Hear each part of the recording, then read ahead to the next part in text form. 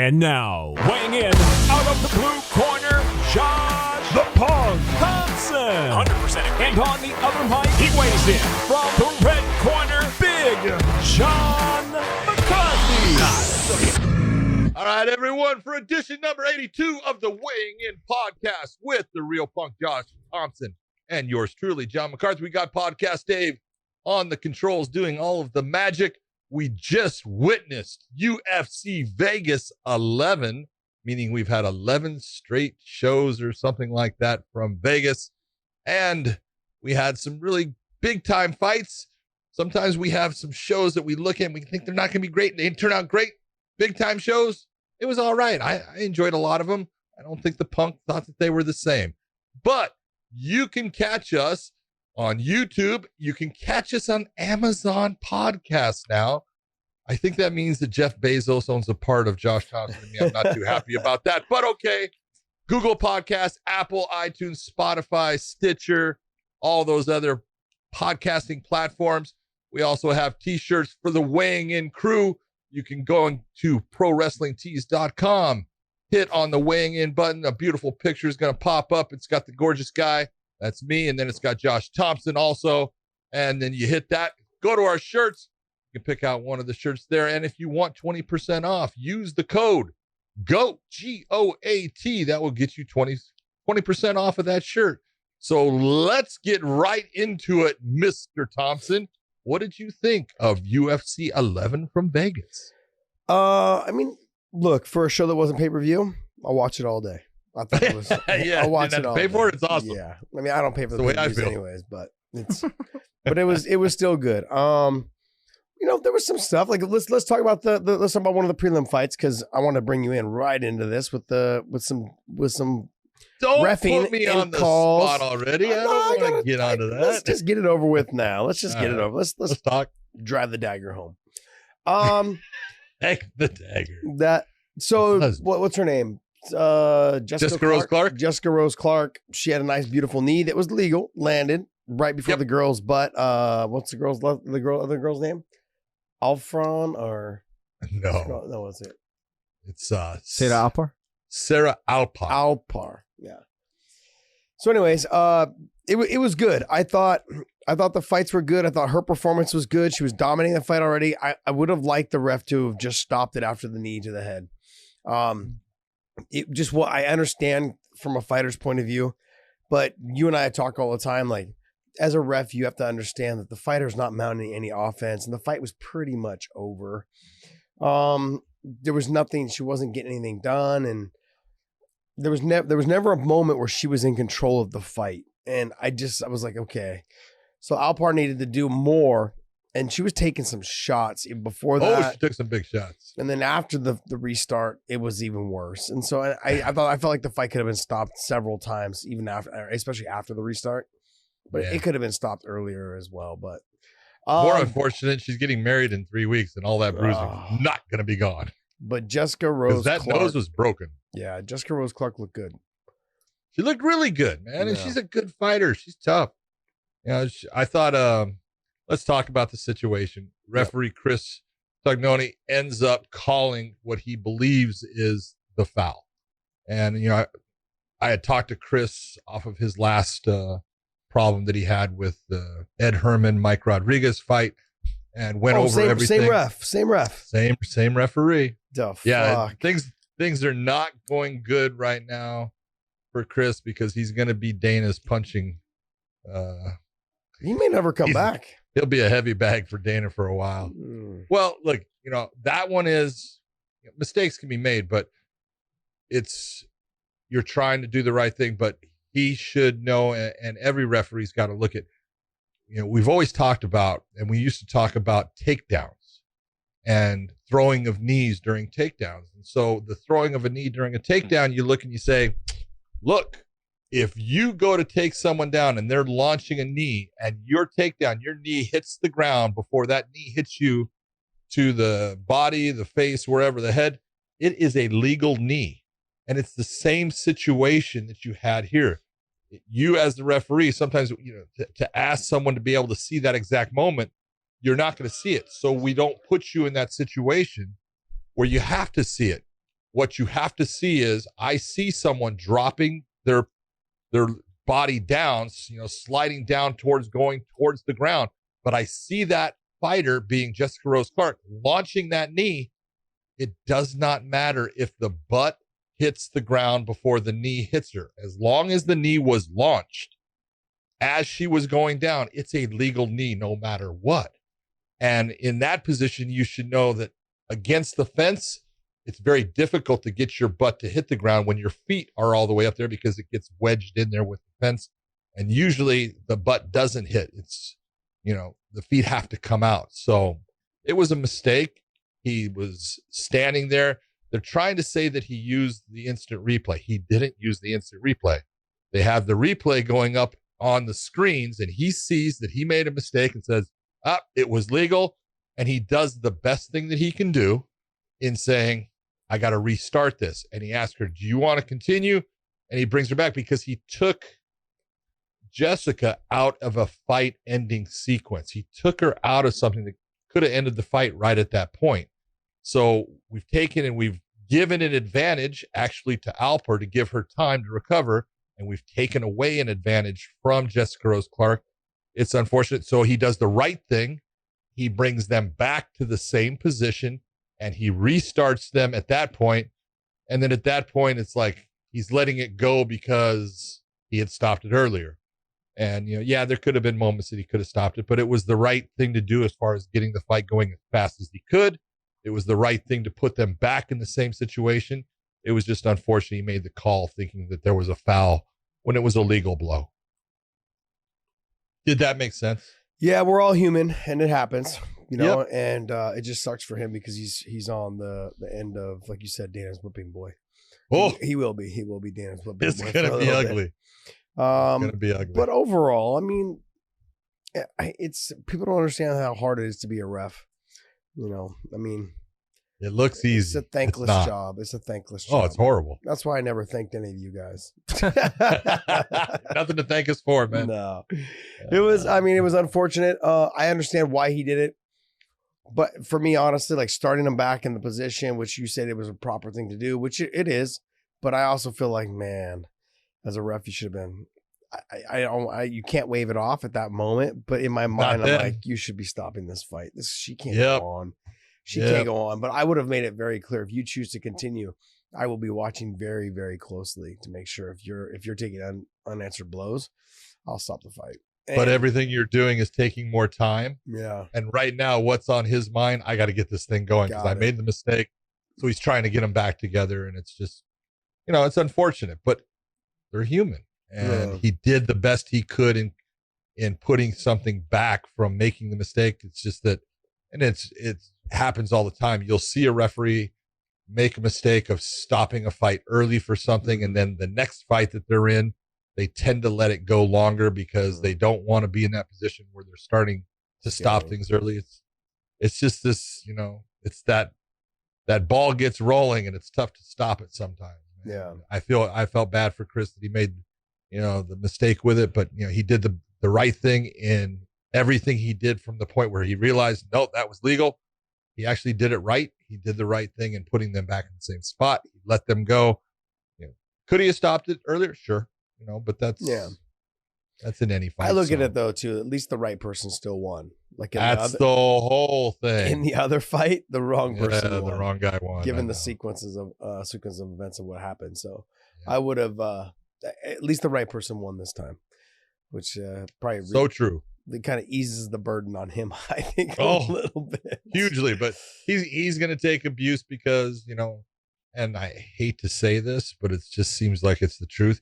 When Dana really starts to come unglued about fighters, it's usually a female fighter getting crushed. Oh yeah, yes. If you go back and you remember, it was Shevchenko. I can't remember the other girl's name in Brazil with Mario Yamazaki getting crushed.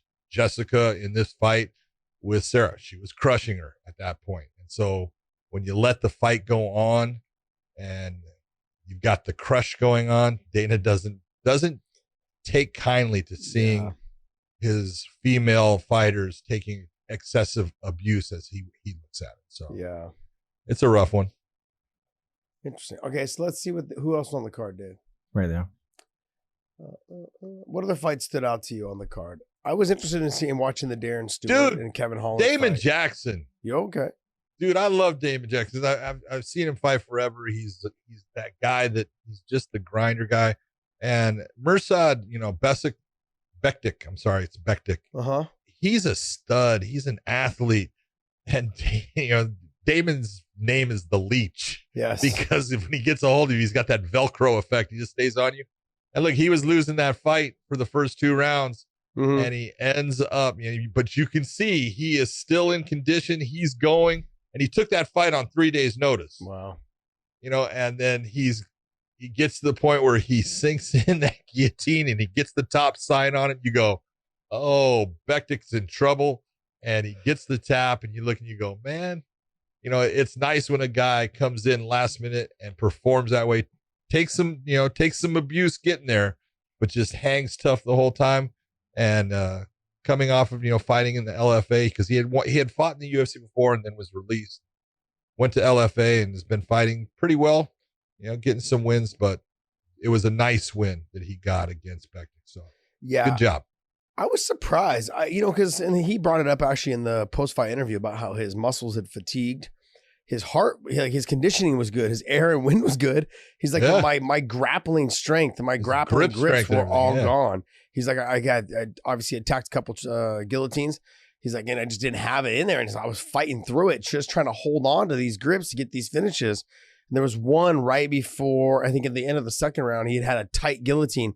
He just wasn't able to get it finished. He tried to stand up. He got put back on bottom. But then in the third round, he was able to finally get the finish. I thought he looked... I didn't think he looked good. What I thought was, though, is that he made sure he never took any damage. He looked persistent. Yes. That's what I loved about him. Like, he's not one of the, I guess I'm going to play like the total negative Nancy kind of situation here. He's not a guy that I look at and go like, okay, you're going to be a star, but he's a guy that's fun. Like, I like watching guys that like, they come in shape. He's always threatening submissions. He's always threatening this position. He's no world beater on the feet, obviously, but he's dangerous. He knows that like if you take me down, almost like the Mackenzie Dern thing tonight, like I can do whatever I want because if you take me down, I know that I've got the ability to finish my world at any moment. And so when he kept getting taken down, I was like, man, that's not going well for him. But he had gas. He just kept going and kept going. I'm like, wow. He looked. I thought, like I said, he didn't look impressive. But he did what he needed to do to win. And I actually tip my hat to him. I'm excited to see what's next for him because he's dangerous. He like he said, when he jumped up, I got the best guillotine in the business. I don't know about that, but it's up there. I think it's up there. He's had a couple top opportunities. I think especially if he has time outside of 3 days notice to get something done, I think he can do it. I mean, I looked at him when I saw him like shadow boxing in the pre interviews and stuff. I was like, man, that's not pretty. I was like, who's this twiggy guy? Like, this guy's not going to stand a chance. And then I started watching his first round. I was like, oh, wow, you're good. You're good. You've got some good techniques. He was flowing really well on the bottom. He was threatening the Kimura quite a bit. He kept threatening the guillotine from the standing position. He looked really good. I mean, like, I just said I wouldn't say he looked really good, but I felt like there was moments there where he made his opponent always think and keep his fight IQ on task. Because if he didn't, which cost him in the third round, it cost him the fight. Yeah, he always kept. He always presented a danger. Yeah, and that was the whole. Look at if you can present that danger and make someone hesitant in I can't overextend because his fight IQ is telling him, this is a problem. I need to deal with the problem. I thought that's what he did. Mostly throughout the fight and. Weathered the storms when Bektik would, actually get good positions, start to land some shots, got himself back, and just hung in there to the point where he wore him out physically. Yeah. Physically, Bektik got tired. And when you get tired, you make mistakes, you wait. And this is where, you're taking that extra second. And when you're not moving and your opponent is, things happen fast. Yeah. And Bektik was in that position where he stopped moving for that second. And his opponent is moving, he's doing something, he's not doing something to defend and stop it. And then all of a sudden it becomes that overwhelming wave that you just can't get out of. Yeah. So I thought it was a good fight. I thought it was a good fight as well. I mean, like, obviously the fact that he came out on top in the third round was very impressive, given that he had lost the first 2 rounds, and he never doubted himself. He's like, I just keep doing it, keep doing what I'm doing, keep chasing the submissions, and he was able to get there. And I think also too, for the lighter guys, this fight was at 145, correct? No, 155. Okay, because I saw. think. Okay, because what's his name? His opponent fights at 145. Bektic fights at 145. I think it was at 155. I could be Okay. wrong. But Anyways. I thought it was 155. But like when the smaller guys, 55 and below, normally they've got the go to keep going, to keep fighting out of submissions in the, in the third and the fourth, in the fifth round if it was to go that far. But he just kept being persistent. He was good at what he was doing, and I loved it. That's like, that to me is a good fight IQ in terms of like, hey, look, I just got to keep chasing what I'm doing because I'm having success, but it's not getting me the win just yet. If I keep doing it, I'll eventually hopefully get there, hopefully before the 3 rounds is up. And he was able to have success with that, and that's impressive. But if you go back to the card, Dave, the person that showed the least amount, and I'm going to skip a couple fights and we'll come back to them, but the person that showed the least amount of fight IQ today was Johnny Walker and his opponent. Ryan Spann and Johnny Walker. I don't know. I think Random Marcos showed the least amount of fight IQ. I got to tell you. What the hell are you thinking? I'm just thinking to myself, what is going on, man? I'm watching Johnny Walker fight, and he's getting clipped left and right. And then the guy that's clipping him so open tries to take him down. And then he's getting elbowed in the side of the head and just stays there until he's basically knocked out. Yep. Look, I like, if you're getting hit, move. Like, okay, if I'm getting hit more than once, like if you get hit once, okay, you got caught. But you took like 5 or 6 unanswered elbows with your head down there. Like, move your head. That was in 2 separate occasions that were about 20 seconds apart. He did the same thing twice. It was like, what are you thinking? Yeah, you're just not going to get very far. And the same thing, and I want to go back to Johnny Walker. Too open. Too crazy. He's too open, too crazy, too all over.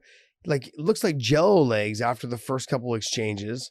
Now, I couldn't tell because if that was because he got rocked or if it's just because, like, that's kind of what happens is he starts going really hard. Because he got rocked. Yeah, he got rocked. But I'm saying I couldn't tell what was the difference because I've seen guys go really hard to the point where they stand up and they just don't have control of their limbs.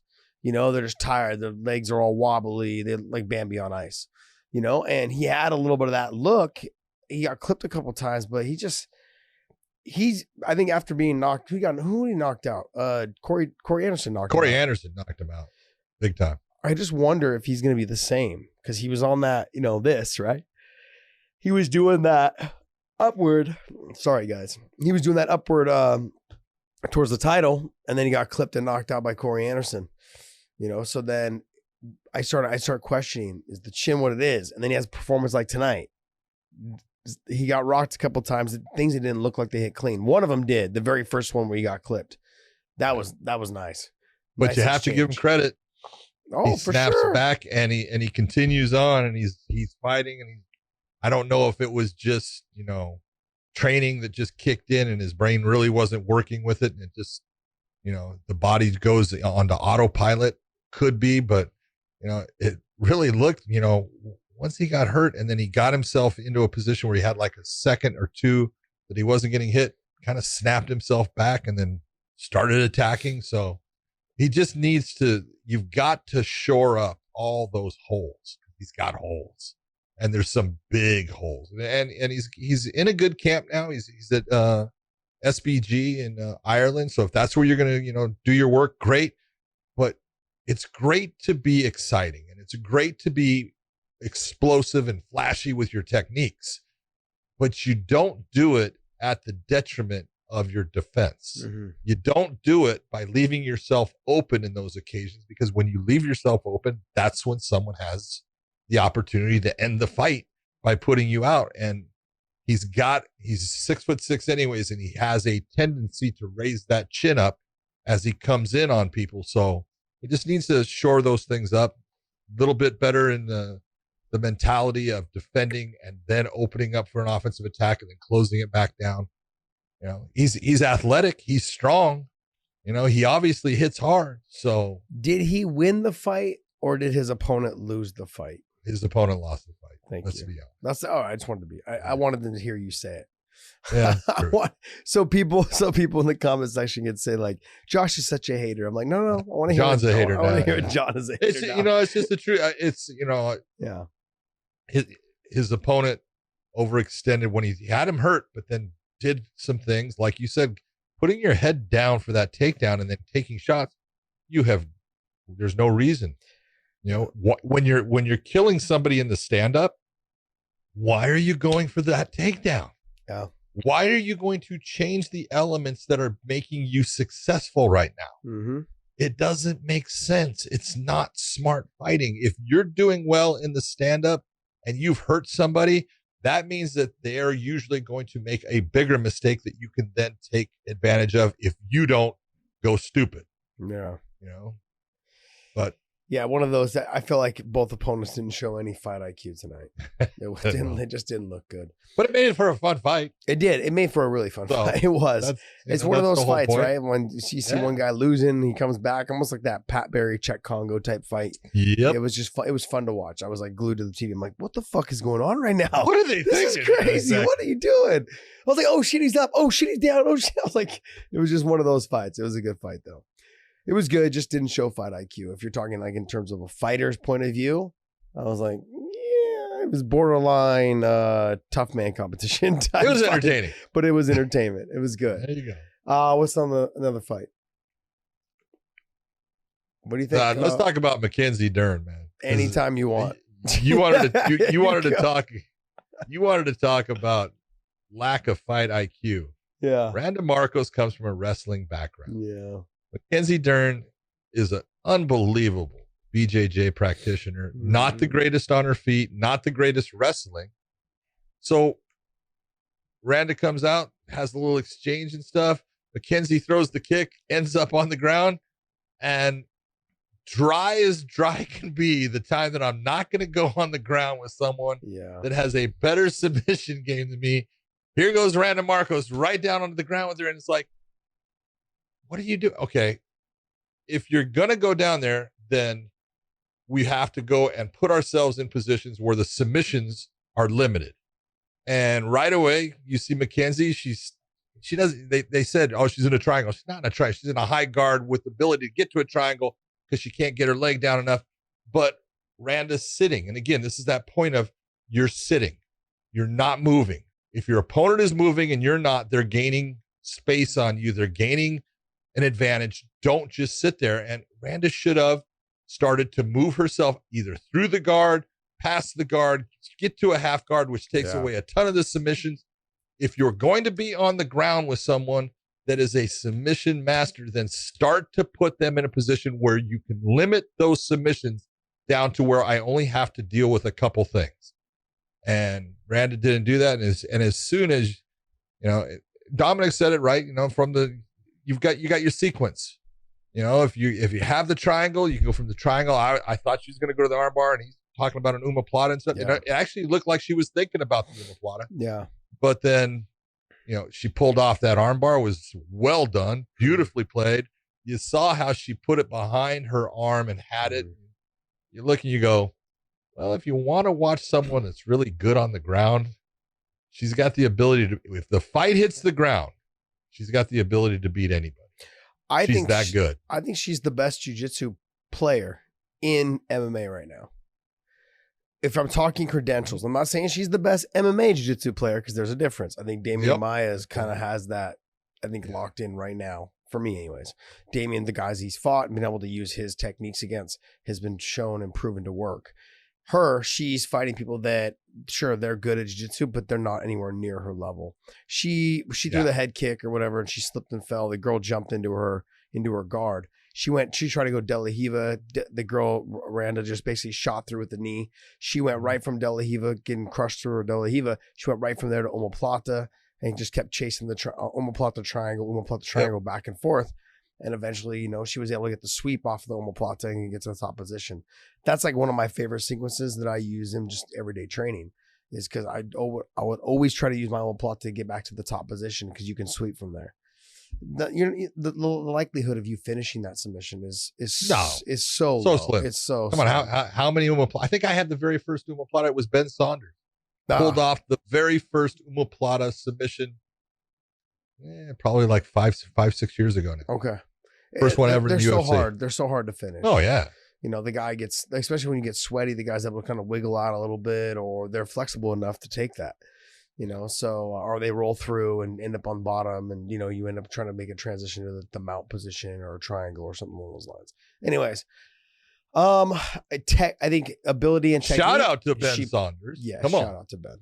Number one, first guy to ever do it. You got to think. Are you done? No.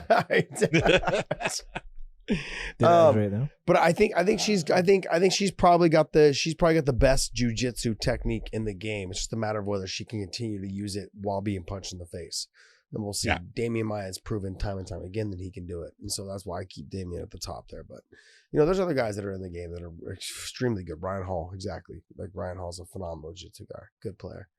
I thought she showed a lot tonight, even though I know it was a short fight, but she showed a lot. She showed a lot that she can get struck. She showed a lot on how to strike from positions that she was winning. Like she was in that triangle, throwing the elbows. She learned how to not take damage in some scenarios and positioning. She's got a lot of work to do though. She's got a lot of work to do, but I think. Yeah, but you got to look at, she came off of, she was pregnant, had a little baby girl. Yeah. I think she's had 2 fights now in 2020. Yeah, Hannah Cyphers and Randa Marcos. So those are the two. And Hannah's not a real submission. She's more of a stand-up girl, and Randa is a grappler, but not of the submission game that Mackenzie is. But she looked good, and you got to figure she moved down in weight because she has changed her body over a little bit. She's in a different weight class, so. Let's see what she can do there. Which is funny because she had a hard time making weight for a long time. I know. Yeah. Crazy. I think maybe being a mother has helped her. Maybe it has. Understanding that, like, if you got to feed your kid first before you feed yourself, that makes it easier to make weight. I am not going to even touch that one. We'll get you in trouble, dude. I think she's fun to watch, man. I love her transitions. Dude, her transitions on the ground are unbelievable. Yeah, she's nasty good. So smooth. But we'll see how she does when she goes up in weight. Or when she's always moving forward. Up in talent. Yeah. So who else? So we got to talk about Khamzat. All right, let's talk about Chimaev. Dude, one punch? Come on. That was over in one punch. That was the first punch he threw. Mm-hmm. I was like, the only bad thing in this is, the UFC is trying to push him, and I don't blame him. Yeah. He's a stud. Okay, this guy is a stud. But the first thing they say before the whole thing, if he wins this one, he's the first one to win 3 fights the fastest in the UFC. I'm like, come on, man. You've got better stats to come up with than fake stats. There used to be tournaments, okay? People can say whatever they want about old guys, new guys, modern era, pioneer thing. Look, the UFC was set up on guys were fighting 3 fights a night, then 4 fights, and then it all went back to 3 fights for a long time, and then 2 fights a night. So I'm sensing a little saltiness right now, John. What's saltiness. I just look and go, what's with the salt why today? are you trying to come up with bullshit stats that mean nothing? They don't mean anything. No, I sense that saltiness like Dave's talking all of a sudden, like podcast Dave. It's just salt coming out right now. No, I get what you're saying. If you're trying to say something, you are the UFC. This is your history. Your history has it to where guys used to fight 3 times in one night. You do realize the commentators that are covering it though were like in 4th grade. That's not the commentator. It's like those commentators were in 4th grade. Because it doesn't, like, if you're in the NFL and you run for fucking 275 yards, whose record did you break? The guy that's only modern era? Come on. I guess. Don't take that away. It's ridiculous. You have too many things that you can build up about this young kid. And he is phenomenal. He is a stud. But to sit here and say that, we're going to say that he's the fastest. you want to say that, in the last, 10, 15 years, this guy's got more wins faster than anyone. Go ahead, but don't say ever. Yeah. It's not true. It just makes you look like you're reaching for something that there's no point in it. Were they suggesting the fastest wins, like three first round finishes, or what? No, two first round finishes. The shortest amount of days. Got it. 66 days to get 3 wins. I find myself watching fights without commentary now because I feel like I actually watch the fight versus listening to what they're saying. And nothing against them. I actually enjoy it. I like Dominick Cruz. A lot of people don't like his commentary. I like his commentary. And I like Paul Felder's commentary. And I like, believe it or not, as much as people think, is I actually like Bisping. And Bisping he's a good dude. He's a really, he's a good guy. So I like to poke fun at him, but he's a good guy. I used to say that about Bisping all the time. People were like, I hate that guy. I go, dude, he's the nicest guy. He's such a good guy. He's playing a role. Yeah. Don't worry about it. He's a great guy. Yeah, now? No, he's not playing a role. He's just no, I'm just kidding. No, I feel the same. I feel like Chael gets a bad rap too. If people actually sat down and talked with Chael, they would realize he's just like this. He's this big teddy bear. He's like just a big kid, Yeah. Anyway. Chael has separated differently than Michael, because there's Chael Sonnen, and there's Chael P. Sonnen. And then there is Chael Sonnen, the American Gangster. Now, I can understand why nobody likes the American Gangster. Yeah. Okay? Yeah. Because he's the guy that's going to be, he's never lost a fight. He's, he lies. It's fun. That's okay. But Chael Sonnen is a great guy. Chael Sonnen. Just a great guy. It's funny. The original, the Chael Sonnen that we know, the Chael Sonnen that I've known forever, he doesn't lie like the American Gangster does. Oh, no. The American Gangster, I don't think he can get a sentence out without lying. But the Chael Sonnen that I know is super positive about everybody and everything. Yep. Yeah, and I feel the same way about Michael. And Michael's, I think obviously not positive all the time, but he's a great guy. I've tried. And Michael, best of luck with the knee. He had his second knee replacement. Oh shit! Really? Oh, he's got 2 fake knees now. He just had his second one. And a fake he actually, there's a lot of fake body parts on this. And he's like the least fake person I know, probably. He's a funny dude. Oh, shit. I love it. Good luck with the recuperation on that. He actually just did the broadcast, I know, and he hadn't been long since he had the surgery. So. Yeah. Tough dude. Yeah, tough guy. Chimaev, I think the future is bright. We'll see what happens. He fights in 2 weeks at 170 against Damian Maia. Back to Fight Island to take on Maia. Yeah, here's the thing is I think he's got a good chance of beating Damian only because of what I just saw tonight. I wouldn't say jiu-jitsu wise, because I'm not going to say that, but he looks big and strong. Physically fast. Yes. And if he touches Damian Maia on the chin, which we saw with Gilbert Burns, it could be lights out. Yep. So if he can stuff Damian Maia's takedowns, what I like about Damian Maia is that he doesn't shoot double legs. He shoots them to get to the single leg to try to drag you to the ground. He doesn't try to lift you, double leg you, take you down. He hooks you in. He hooks on that half guard kind of position where he hangs on the leg and just kind of sits there until you get tired of defending and you make a mistake. And then even if he ends up on bottom, he'll use the Lovato and the Damian Maia, that half guard sequence to the sweep to get to the top. I actually call it the Lucas Leitch half guard game. Because I feel like he's the original guy that started that whole half guard sweep series that Lovato used against Gegard Mousasi a bunch of times in Bellator, and it's phenomenal, man. It works phenomenally in MMA. I'm surprised more fighters haven't picked this up, and it's sad to see. But I'm like, man, these guys they've figured out how to use it so well in MMA. There's no damage to be taken while you're doing it. And you're taking out all the guillotines and the submission and the darshes out of the game if you do it properly. So Dave, move Damian Maia's thing to the point where he fought Nate Quarry. That would be the first time that you saw him use that sweep. Oh, really? Back in wow. Just keep on going back. Jeez, so there you go, all the way. 2009. Oh, which one? When he fought him in? Oh, when he lost him? Or that was Nate Marquardt. Oh, no, that's Marquardt. Nate Quarry. That's all right. Nate Quarry, 2008. Nate Quarry, was basically, you're not going to take me down.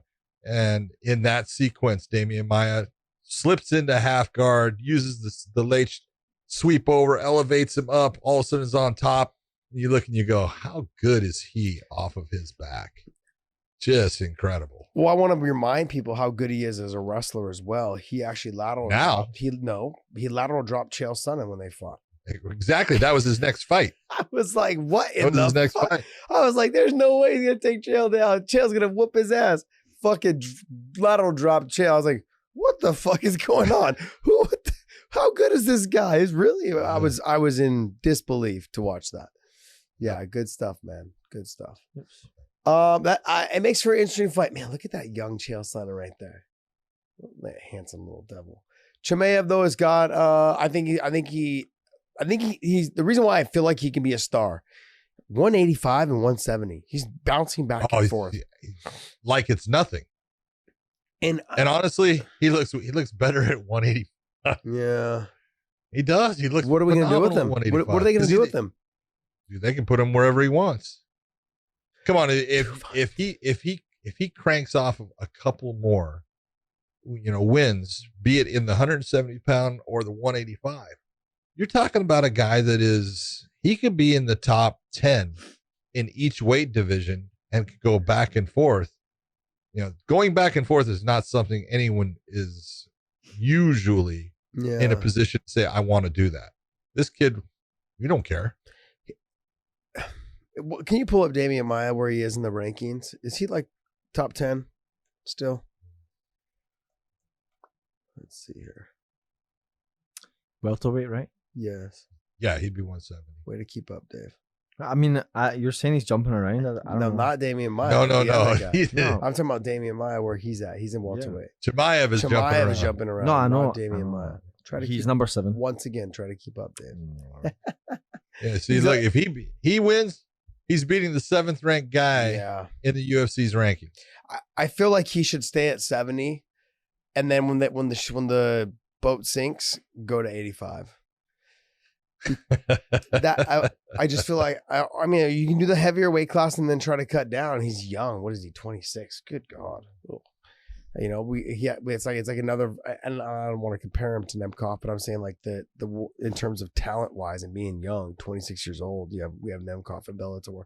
They got Chimaev here, and but it's nice. I like the fact that he's bouncing from weight class to weight class and making it look Eastern easy. Europeans, dude. But it's gonna trouble. It's gonna be hard for him to keep doing that when he gets to the upper group of guys. There's gonna be a lot more damage. Some of those guys will stop the takedowns. Let's see who he has in 185. Here, let's make an argument, John. Let's go 185 and let's do 170, and let's see which guys, based off of what we know of him now. What do you think? Okay.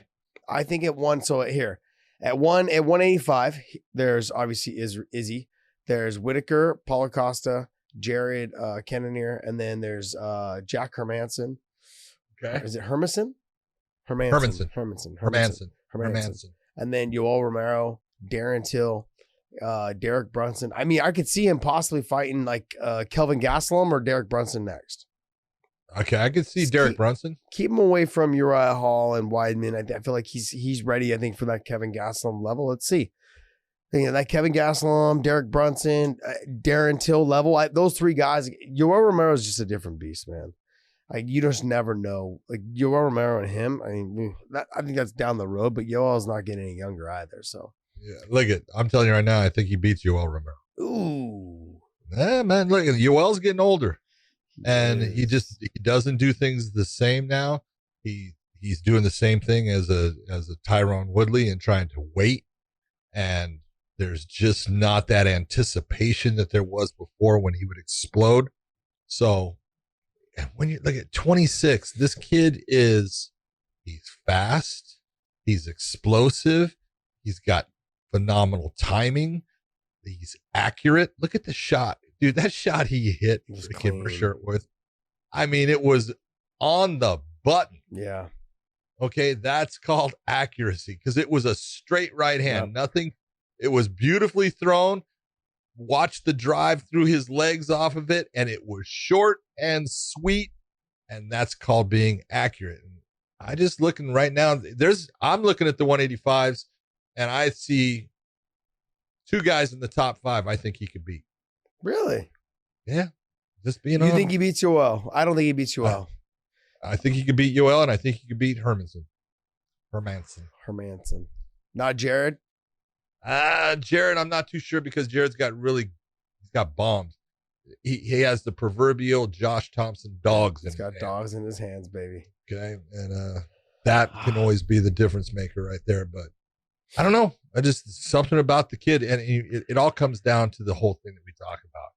The kid's got confidence. Yeah. And when you're young and you think nobody can beat you, you're dangerous until someone proves you wrong. You think he beats Whitaker? Not right now. Not right now.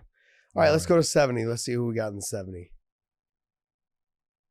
I mean, you can see him and Masvidal. Ooh. You could see him and Masvidal. I don't think that's a fight. George is slick on his feet, and George sets things up very well in the stand up, and he'll see things early in the fight, and he'll go back to them and create a trap that the guy falls for, and then he takes advantage of later on in it. But Stephen Thompson is a guy you can look at and say, okay, there's one right there. He's ahead of Damian Maia. And look, as I've seen, Stephen causes problems for a lot of guys, but this kid is not afraid of getting in with his hands, and his wrestling is good. Yeah. And it's the transition that he makes someone think he's doing something. He didn't do it tonight, obviously, but he makes someone think that he's going after these shots, and their hands are coming, and all of a sudden, man, they're off their feet. He transitions into the takedowns beautifully. He sets them up. At least that's what I've seen in his first two fights. So, I mean, I don't know. There's guys in that top 10 I think he takes care of right now. Yeah. I mean, I think he's got a cleaner road to the title at 170. I agree with you. If he beats Damian Maia, which I think will be his toughest task in that group of guys, Michael Chiesa has been looking pretty good lately. Chiesa's been looking good, but good. T Wood doesn't. But be honest, you think Dos Anjos would beat him at this point? No. Why? No, I don't think so. But Vicente Luque, he looks pretty good. I love Vicente Luque. He looked good. He's good. He's good. I mean, that would make for a fun fight, but then he'd have to go backwards after he beats Damian Maia. He'd have to go backwards. That doesn't make any sense if he beat Damian Maia. I mean, I wouldn't lie. I honestly, Stephen Thompson's one of those guys that he poses threats for a lot of people, but I agree with you that the wrestling pedigree is there for him to take Stephen down. He's got to just make sure that let me go backwards, is that we don't know. We're basing everything off of basically 6 minutes in the fucking cage. First off, I do know because where he comes from and what he's done. Okay. It's not easy. Man, the wrestling there, and you just see what he's done in his first couple fights. It says, yep, he's one of those guys. He's got it. He's got that style. He technically he doesn't overpower people. He out techniques them. You watch his setup. You watch how he turns the corner when he's taking someone down. It's just all the things you go, he's not even exerting any real energy. No. He's just using good technique, and he's just fast, and he sets it up perfectly, and he's going to be a load, man. Are we looking at the next John Jones? Could be, man. This kid has got, figure out he's 6'2". Careful what you say, John, because people. This is on video. They'll call this back. This didn't age well. This didn't age well. I want to let you know. No, I don't want to toot people's horns too much, too fast. 9-0. I get where he comes from. I get that he's talented. I get what he's done so far. I love the fact that he's bouncing from 70 to 85. I love that. I love the fact that UFC is willing to take the chance on him and let him do that, because they've told other fighters in the past, absolutely can't do it. And they're letting him go, man. And they're just letting him do Which it. And makes them smart. Yes, it makes it fun. It makes it fun for the fans. I want to watch now. I want to see what's next for him. Because if it was just 170 and they said, no, he had to fight at 170, I'd be like, all right, okay, I get it. But the fact that he's bouncing from up and down, and having success the way he's having success, I'm a fucking fan now. And I was a fan after, not after his first fight, but his second fight. His first fight was dominant. I get it. But the second fight, he showed a little bit more anyways. And then this fight, I was just like, wow. Like, I know he just threw one punch and the fight was over. But it was the way it was, like you said, people, you guys are sitting at home, you're like, oh, he threw the punch in Atlanta. I'm like, yeah, but you know what I saw? I saw exactly what John talked about, what you did, is that there was no load up. He just turned the hip and the hand came straight out right on the button, and it was clean. And it was solid. Did you see Gerard's head and that hydrostatic, that shock, that boom? Yep. And you go, oh, he's done. Yeah. You know, and he fell like, you know, the building came down. That's what happens when the brain is shut off. When you're watching fights like that, and when someone, here's the thing, the punch landed right on the cheek, in the face, and like a little bit inside the nose. Those are hard to get finishes off of. If he had clipped him right on the chin or right on the temple or like right behind the ear, we'd be like, oh, okay, perfectly placed, da-da-da. You know, he took the punch right square in the face, on the cheek, right next to the nose. Those are hard to get finishes off of. Like, guys, they'll break their orbital before they actually go down sometimes. This guy just clipped him, boom, done. Fight was over. I'm very impressed. I'm not ready to crown him the John Jones, but I wanted to bring it up and see if I could get you to say something that will bite you in the ass later on. Yeah. Hey, this kid is proven. How can you say anything bad about him? Yeah. I mean, what's he done that you go, well, he's not too good? He hasn't had, you know, I always talk about, hey, you don't have to win every moment of the fight. You don't have to win every second. You don't have to win every minute. He's won every second. Yeah. Okay. Every second that he's been in the UFC, he's been winning. There hasn't been a second he's lost. 3 fights, 4.5 minutes. Oh, sorry. One of them was in the second round. So 5. So he's got 9.5 minutes in the cage. That was his first fight. Yeah. 9.5 minutes in the cage. That's not bad for 3 fights in the UFC. Talk about walking to the bank with checks. Or like 9 minutes worth of work. No problem. Cha-ching. Yep. Cash me out. Not bad. All right. So what other fights? Pull up the card. Oh, there's a card right there. Oh, we got Donald Cerrone. Cerrone and Nico going to a draw because Jason Herzog took a point and he should have. Okay. Tell me how you really feel. I was proud of him. Were you? Dude. Were you? I'm sitting there. Yeah, because Nico is sitting there with his open hands and you're getting told, hey, and then you have the first one right away on the second. No, you're done. Anyone after that, I'm just going to start because you're not changing a technique that is causing the problem. Yeah. You're in control of it. You either change it, or if it happens, I'm going to take points from you, and you have to do it. What I didn't like is even after he poked him in the eye the first time, he just kept doing this. Went back there was never a moment where like he even closed his gloves or his hands or like kind of bent his fingers. He just kept doing this. And I was like, all right, you're just playing with fire, bro. Like that's on you. It really is on you. And eventually it backfired on him. I mean, the only thing I don't like about with the draws is that neither fighter gets paid their win bonus. And to me, it was a good fight. Even outside of the eye pokes, I thought it was a phenomenal fight. Nico looked good. I thought he started slowing down as Donald started having a little more success with some of the transitions he was making, which was nice. Getting that first 2.5 minutes was of the first brutal round to watch. Oh, he was just lighting Cerrone up. Yep. And had Donald not finished the round better, I could have seen it being a 10-8 round. Yes. He finished the round better than obviously than he started. But I don't know. He won. He actually won the second half of the round. He didn't that's what win I thought. He didn't win it like Nico won the first half. So, but yeah. Yeah, I had Donald did a whole lot better in the second half. The second half of the round. But then the problem was had he not, I could have seen it being a 10-8 round. Dude, he took some abuse. Big shots. He looked wobbly a couple times. And look, I mean, I guess realistically, we just got to talk about the reality of it is that we're getting old. He's getting older, 37 years old. He's had some wars. Yeah. Like a lot of wars. And as much as I'd like to see him keep fighting, I don't want to see him fight. I don't want to. Same as me. Yeah. I love him. I think he's been phenomenal for the sport. Yeah. He's that guy you look at, man, and he'll fight, but he's slowing down. And he's taking more shots every fight. Yep. He's getting hit with shots that before he never had great head movement anyways. No. But go back to the Nate Diaz fight. Oh, dude. Didn't move his head offline at all. Not at all. But he's now and this is where it comes down to the point. Donald Cerrone, if you take a look at what his last 3 fights before this, I mean, he had Justin Gaethje. Who did he have before Justin Gaethje? Tony Ferguson, Justin Gaethje, Conor McGregor. Okay. I mean, you have 3 losses there. Anthony Pettis. Then he had Anthony Pettis, 4. and that's a rematch of someone that he had fought before, and Anthony had beaten him.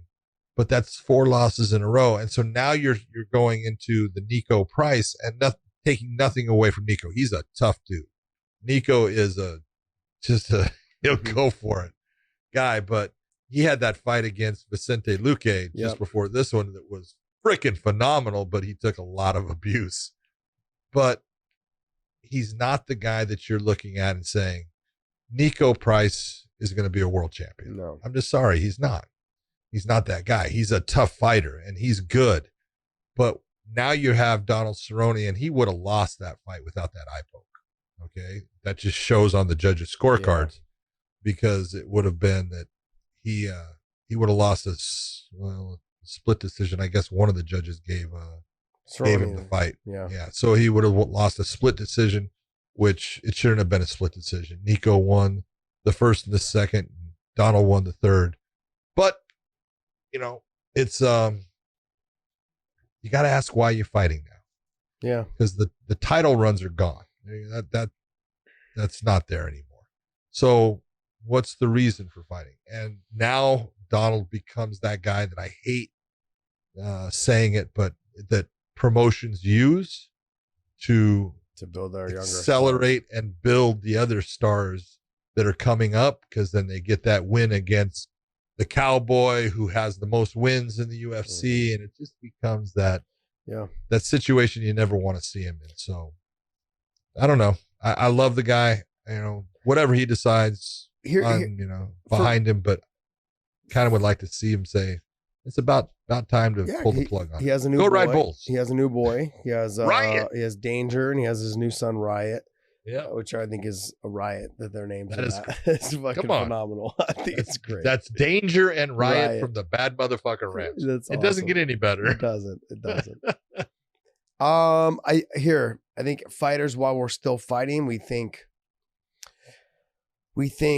I can keep doing this, keep going, and then when you're done fighting, you realize you have another 25 years to live with your kids, 30 years, maybe 40. That's the whole point. If you're blessed for another 40 years. The issue is that you're like, shit, I should have stopped sooner. After the fact, you think I should have stopped sooner. I'd have better conversation with my kids. I'd have better moments with my kids. I like, these are things that I think later on, these fighters, they're holding on to make money because they don't know what they're going to do after fighting, because they've been doing this for 20 something years now. And it's a sad position to see some of the fighters in. Like, look at Evander Holyfield, look at Roy Jones Jr., look at, I know Tyson's making a comeback, but I think he's doing it for fun. It's not so much that he needs the money, I don't think. He's always had money problems. Yep. But I feel like a lot of the stuff that I've read on Tyson as of lately, he's been able to handle his financials a lot better now lately. But I don't know what Donald's financials are. I'm not going to even get into that, but it just comes to a point where he's got 2 kids now, 2 young boys, that when one day it's going to come, he's going to have to retire. So whether it's this year, next year, or the year after, okay? Yep. He's going to have to retire, and he's going to probably start thinking to himself, fuck, I could have retired 3 years earlier and been a different person, because you can't keep fighting those kind of fights. And as much as I will always try to pay to watch him fight, because I'm a big supporter of him, I've always loved watching him fight. It's kind of came up around the same time. He's a little bit younger than me, but I will always try to support the people that I recall fighting on the level that I was fighting at, coming up and thinking like, man, you're good. You're fun to watch. Always love watching him fight. So, I just don't want him to have any regrets when he's all done. Like, man, now I've got 2 young boys, and whether he's having, and he's not, maybe he's not, but I'm having issues with his speech, or having issues with his, with anything else, his movements, his knees, his ankles, his back, whatever it is. I just those are going to come. And the less you train, that's what's funny. I thought when I was done, I didn't have a lot of body injuries, but then I didn't train as hard as I used to for about a year and a half. And like, oh, my back started hurting. Oh, my elbows started hurting. my neck started bothering me the most, and those are all things that you start thinking about, and you don't think about those things because you're constantly strengthening the muscles around it while you're training full time for fights. But when you stop training, the muscle starts to atrophy a little bit, and it's not the same. And the injuries come out a lot more, whether it's ankles, whether it's your knee, whether it's your toes. And so he's going to have a lot going on with him after the fight game, after when he's all done. Yeah. I want him to be able to, spend the quality time that he would like to with his kid. So that's the hardest part, I think, for me sitting here watching him continue to fight. I'm like, yeah, I get the money's good, but the extra 2 or 3 years it's not worth it, man. Nah, it's hard. I look at it, he's got a lot going off on the side. He does the things with Kevin Harvick Racing. He's got the Budweiser. I think the UFC would use him as a brand ambassador. I would hope so. And bring him, to fights and stuff because everybody wants to meet him. And he still has his place. He's a great guy. Just you can only crash the car so many times. Yeah. Or the car doesn't work. Yeah. And he, like you said, he's got 2 small boys. He's got a lot of wakeboarding, a lot of crazy plane stuff, riding horses, hunting, all kinds of stuff with his kids. You want to be able to do those things and remember what you did. Yep. So agreed. Whatever he decides, I'm for, but I'd like to see him say it's about time to pull the plug on it. All right, well, let's get into the main event. Let's go. Went exactly like I said. Come on. We talked about it. I talked with other people. Let's play back the show of last week. I think you were all, Woodley's going to dominate. Woodley's going to win. Oh, you lying dog, man. No. I wanted Woodley to pull the trigger a lot more in the first 2 rounds. He just didn't do it. Told you he wouldn't. Yeah, I had hopes he would. But. Yeah, hopes. Yeah. It ain't going to happen. You don't change from being this person that all of a sudden, we change as fighters going from, okay, we're dominating, we're doing great things. And then all of a sudden it starts to change a little bit. And then it doesn't change back to, oh, we're back. Yeah. It's just very rare to see anything like that. And you could see in his fight against Usman, his fight against Burns, it's just not there. He doesn't pull the trigger. And he used to have, I always looked at Tyron as not being just fast. He had the ability to anticipate and take advantage of situations. When he got into that point where he was fighting well and he was beating, like he knocked out Josh Koscheck, and then I'm trying to think of the guys he was beating before he beat Robbie Lawler. Man, he was so good at anticipating what they were doing, and then he would throw that right hand and it would land with power. And he's not throwing now because he's not anticipating. He's waiting, and then he's waiting, and the time goes by, and his opponent's now attacking him, and all he's thinking about is defense instead of countering what's occurring and making his opponent pay for that approach and that attack. I want you to now pay for it. They're not paying. He's the one paying. You watched him tonight. I'm sitting there watching with my wife. I said, watch Colby. Watch Colby attack, and watch that Tyron will not throw anything back. And he did it time after time after time. You can't win a fight like that. Yeah. You're just letting the time tick off on the clock, and what you don't throw is never going to knock anybody out. I was surprised he didn't fight him more like he fought Robbie Lawler. He got right up into Robbie Lawler's grill and just started going after him and going after Robbie, making him throw big punches until Robbie just tried to pick and choose his shots. Whereas T. Wood, I thought he would do the same thing that he did to Robbie. I thought he would do it to T. Wood. He didn't. He fought a very safe fight. Yep, and he was very safe. His punch output wasn't anywhere near what it was in the Robbie Lawler fight. Yeah, hold on. The one round, I think it was 113 strikes to 2. Yeah. 113 I'm not saying it's not a lot, but I'm saying like his output in the Lawler fight was enormous. Before that finish, you take a look. Tyron didn't win a round. Yeah. And you could say that he lost the 4th round 10-8. Interesting. He was just dominated. Yeah. And you're looking at a guy that, at one point he was dynamic. He's not dynamic anymore. It's just not there. Does it just leave you like that? Yeah, it does. It doesn't happen to everyone, but you'll see guys that you look and you go, there's the time that he changed. And you'll see it. You'll see it from one performance to the next. And pull up Tyron's fights thing here. Let me see. It's I'm right trying to look now. Okay, Colby, so Gilbert, Kamaru, his last win was against Till in 2018, right? 2 years this month. He had two fights. Look how old John is. Look In at him 2016. Well, squinting. I have a cord going there. He has 2 fights in 2016, 2 fights in 2017. He had 1 fight against Darren Till in 2018, and then in the fight he had in 2019 is his loss to Kamaru, and you just look and you go, yeah. Now, I thought that he was actually starting to slow down when he fought Damian Maia, but he was able to control the fight, but it was boring, if you remember. It was horrible. Well, his fights with Stephen Thompson were the same. With Thompson, I could understand it to a point a little bit more based upon Thompson's style, but not with Damian, because you know what Damian's going to try to come in and take you down. Yeah. So there's definitely opportunities for you to be offensive and hurt him when he's trying to come into that range. And it wasn't there. And then, he landed the one shot with Till that ended up with the Darce choke.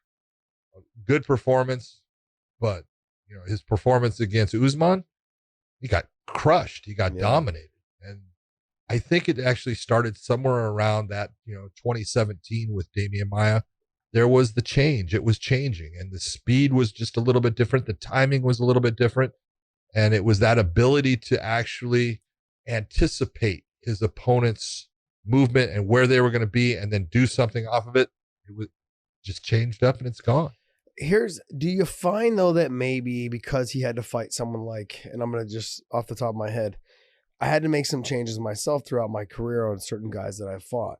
But the way that it was stacked, when you fight someone like Stephen Thompson, he fought him twice back to back, and then he fought Damian Maia. Those are defensive fights. Like with Stephen Thompson, right? You're tracking after him, but you're not overcommitting on things. So you have to pick and choose your shots. It will tend to be a boring fight. Damian Maia, same thing. 3 fight camps in a row, you're training for people like that. And the same thing almost could be said about the Robbie Lawler fight. Because you don't want to get hit by Robbie Lawler. At the time, he was the champion when they fought. No. And so those are those 4 fights in a row are guys that you potentially may be one of those. Your whole camp has been you focusing on letting the fight develop in front of you and not really pulling the trigger, pick and choosing your shots. That could have shaped and changed the way he fought. And then when he moved on to Darren Till, I actually can't recall that fight. I just understand that he won by submission. Yeah, that's CTE. Yeah. I want to say you talk about my age. I'm talking about your CTE. I want to say I didn't see that fight though. I don't think I ever did see that fight. But then, and then he goes on and loses to Kamaru Usman, and then he goes on and loses Gilbert and this and that. But anyways, he went on a sabbatical for a while, right? He was gone for what? He was only gone for a year?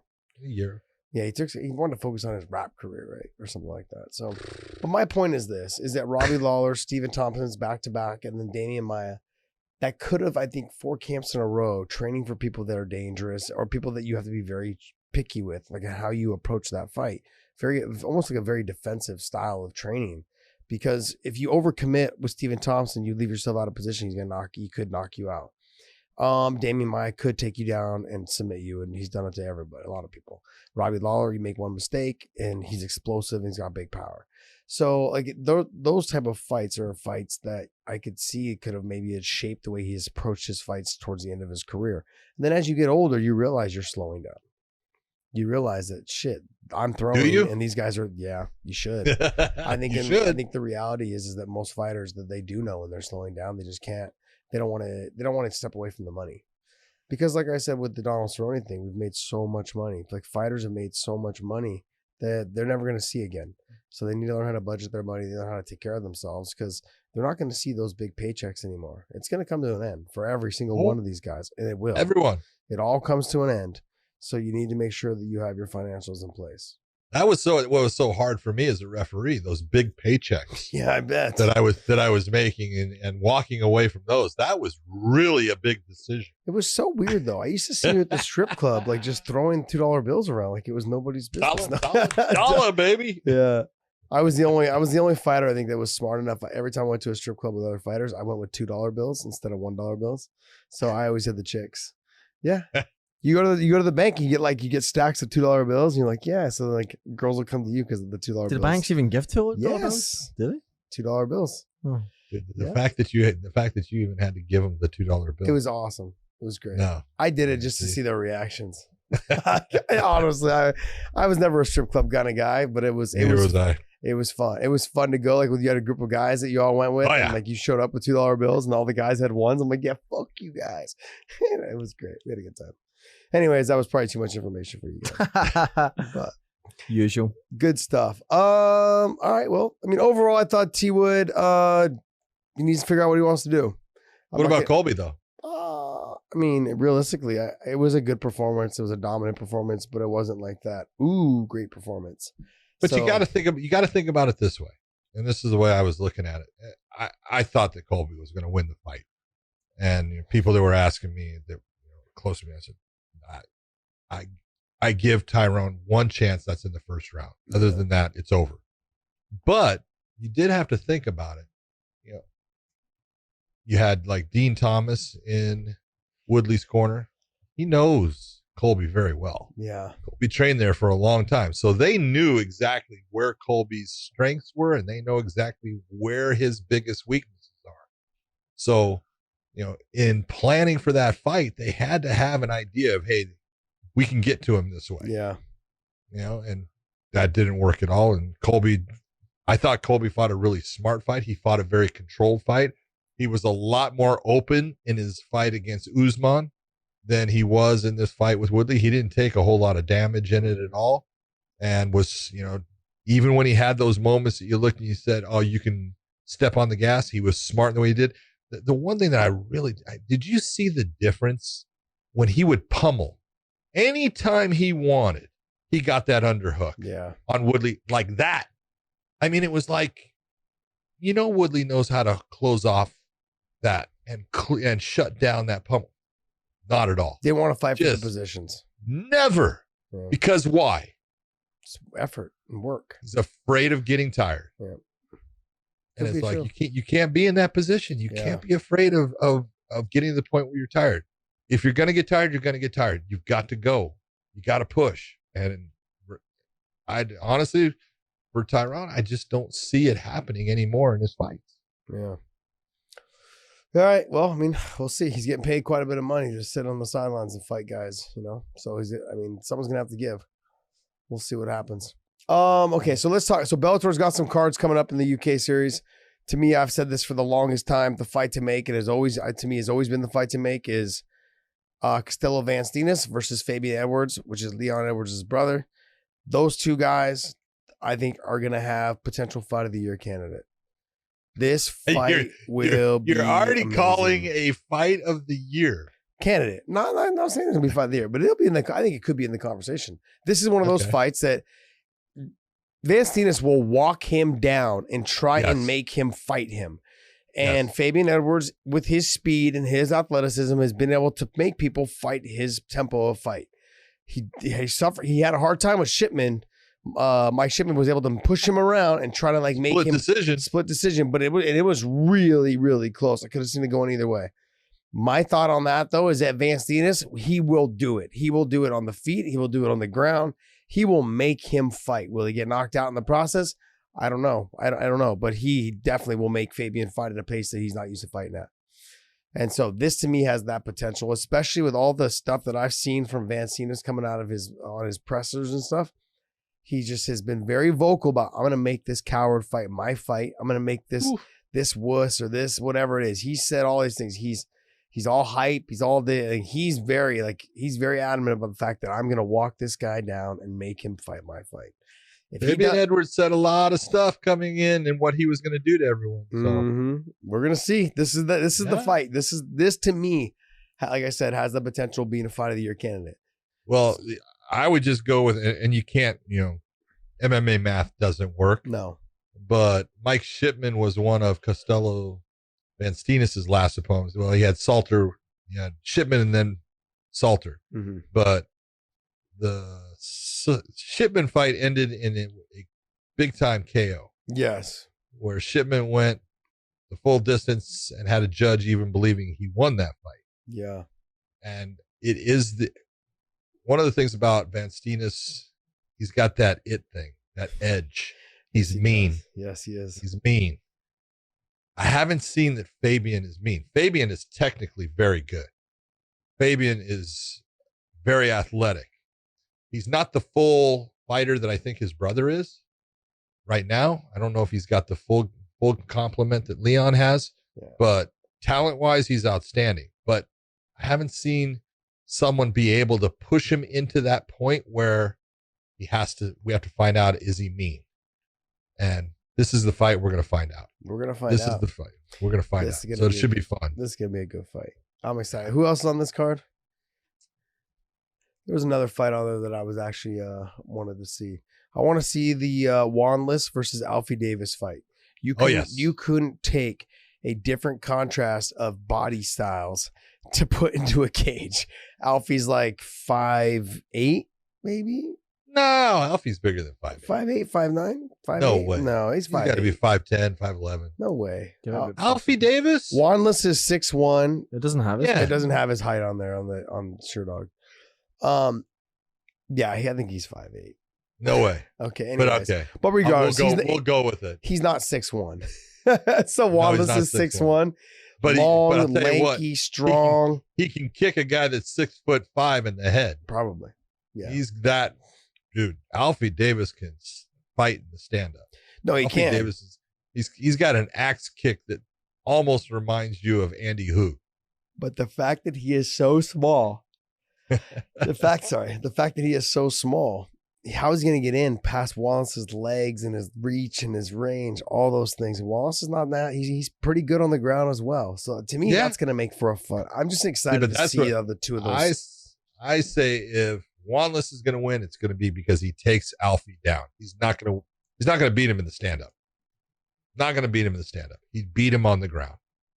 That's where he would get the win. Alfie Davis, this thing stays on the feet. I will bet you whatever you want. A plate of nachos, whatever baby. I want. We'll see. If it stays on the feet, Alfie Davis is the winner. Alfie just doesn't have the output that I would like to see. Like with MVP, he's got output. Raymond Daniels, there's output. Alfie Davis doesn't have that output. So the fights are 5'11". a lot closer. Thank you very much. The fights end up being people lie about their height all the time. I know you do. He is not 5'11". There is no way. He is 5'11". He's 5'11". I told you. Yeah, he's awesome. Whoever put those up is a lie. He's not 5'11". That's Bellator's website. He's maybe 5'9". He might be. Oh, 5'9". so Bellator's lying. Way to go. They are. That's a lie. That's a lie. They get the doctor reports is what they get it from, though. I mean, that makes for a fun fight. What's some other fights on this card? Just some fights for you guys to watch out for if you guys are gonna watch. Sure, there. Yeah, Kalpanen versus Will Fleury should be fun, entertaining. Should be entertaining, I should say. Will Fleury needs to take that to the ground too. Yes, he does.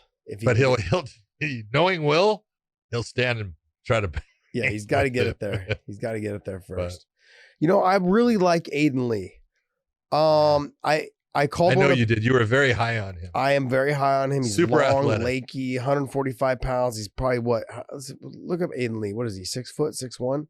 He's tall, long, lanky, very good shape. Had a good fight with Saul Rogers. Couldn't stop Saul's takedowns, but they had some good exchanges. It was a fun fight for me to call. It was one of my first fights ever called to them. I think it was in Newcastle for Bellator. Young kid. I mean, he's fun to watch. I think he is one of our younger stars. I think that can end up being a future talent. I think he's with a good camp. He trains with Fabian and those guys. So I'm interested to see how he does. Petley's good. I don't know if he's got what it takes to get through Aiden Lee's striking, like the length, the reach, the speed, the aggressiveness of Aiden Lee. Oof, it's good. It's good. So it should be. I think that fight should be fun for you guys to watch also. What else? What other fights are on that card? That might be it for that card as far as like the ones that I would be out to mention. Franz Malambo is always fun to watch because he picks and chooses his shots. He was putting it on Ricky Bandejas. Bandejas, and then he caught Ricky's kick, and Ricky hit him with 2-3 shots and dropped him face down, ass up. And I was like, oh shit! But it was it was a good fight up until then too. But good stuff. What's the next card? Pull up the next card. Yeah, the next card. Bellator's got a couple cards. Oh, It we would got be 4 fights in Europe. Bellator 247. Oh, come on, dude. dude, don't Because blame there's me, 2 bro. European series, and then there is Yep. 247 and then 248, which is Paris. Mhm. Paris, France. There they are. Paris. So 247 is Daly and Anderson. And Yeah, Daly Anderson, huh? they're all in the line. Mhm. What do you think? Dude, I tell you what, Derek Anderson is a tough SOB. That is a California surfer that can fight. And so, obviously, Paul Daly can put somebody out with one Mhm. punch. He's got I love his left hook, the way he throws it, the way he pivots on it. It's just beautiful. It's art when he does it. But Derek Anderson has proven that he'll stand and bang with anybody. And, he's had he had 2 fights against Pitbull, Mhm. Patricky. Mhm. And in both of them, they stood there and banged, and he won both of them. Mhm.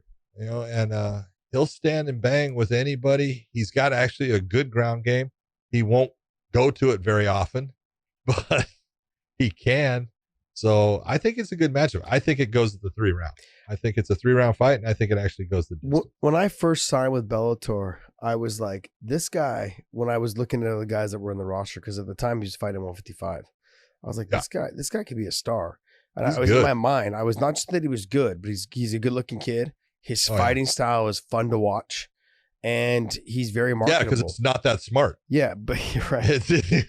But- Sometimes you look and you go, what are you doing? The problem is that he's not active enough.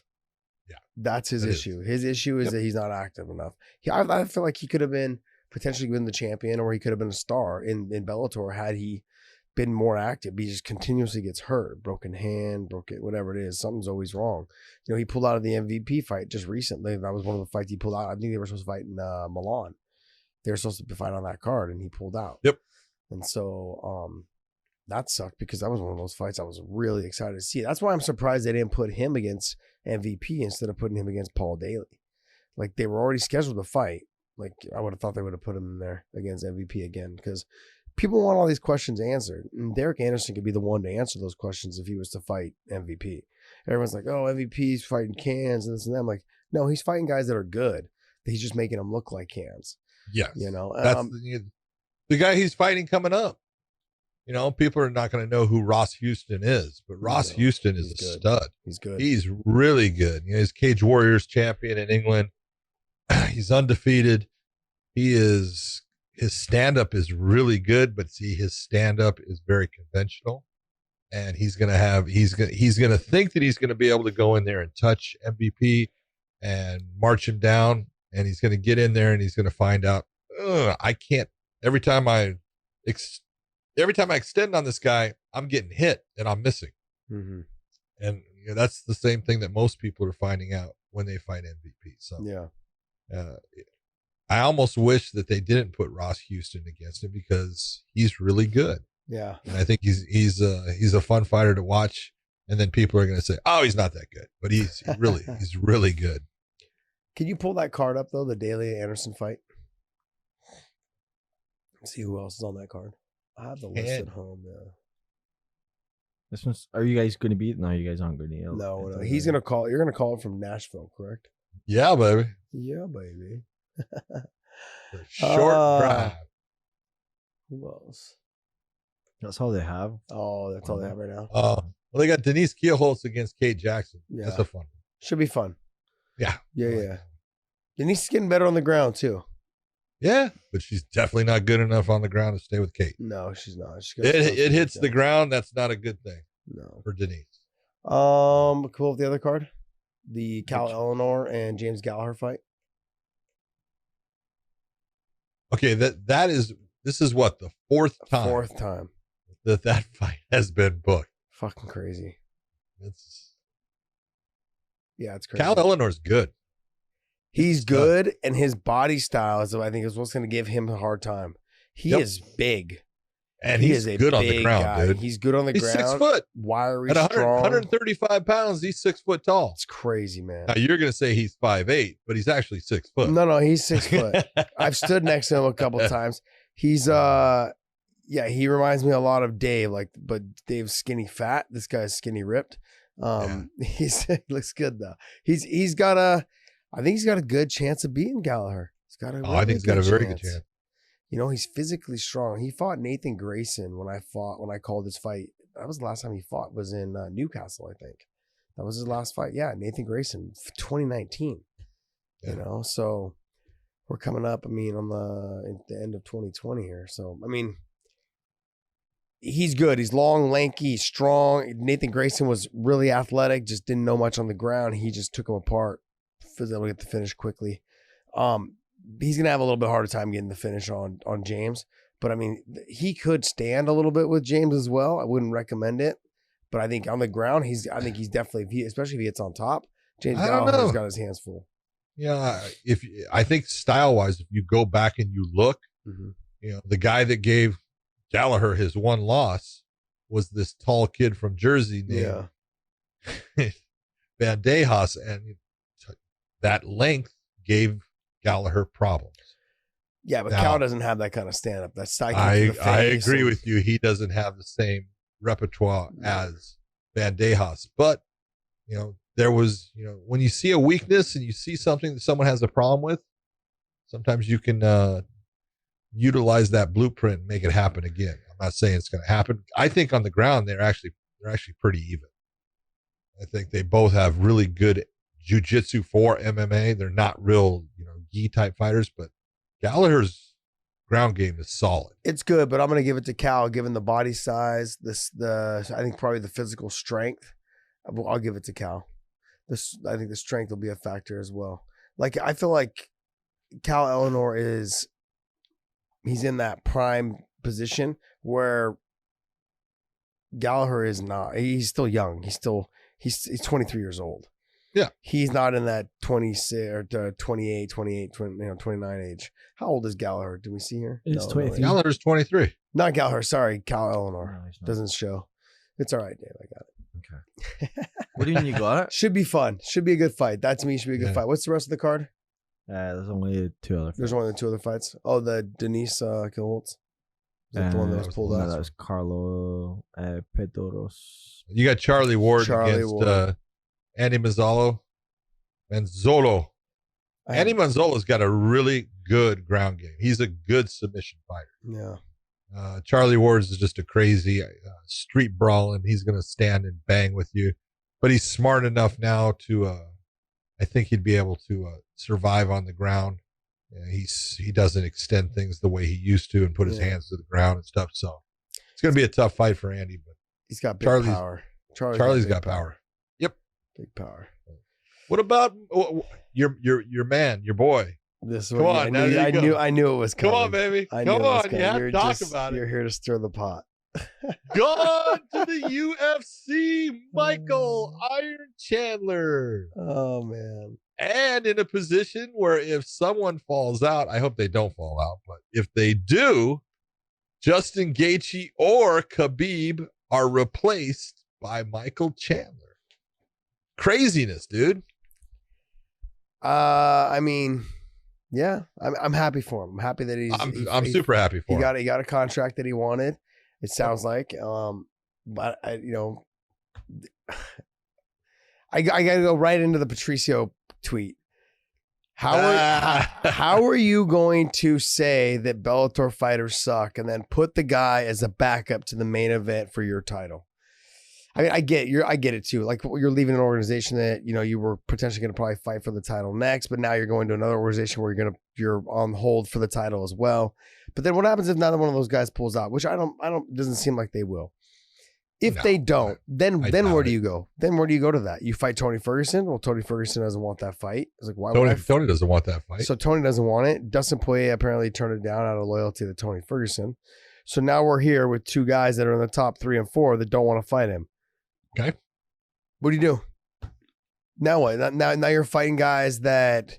Can you pull up the lightweight division for UFC? We had this conversation. I think he can win. He can win quite a few of the fights. There are some guys that are bad matchups for him, but there's not a lot of them. There's only like maybe.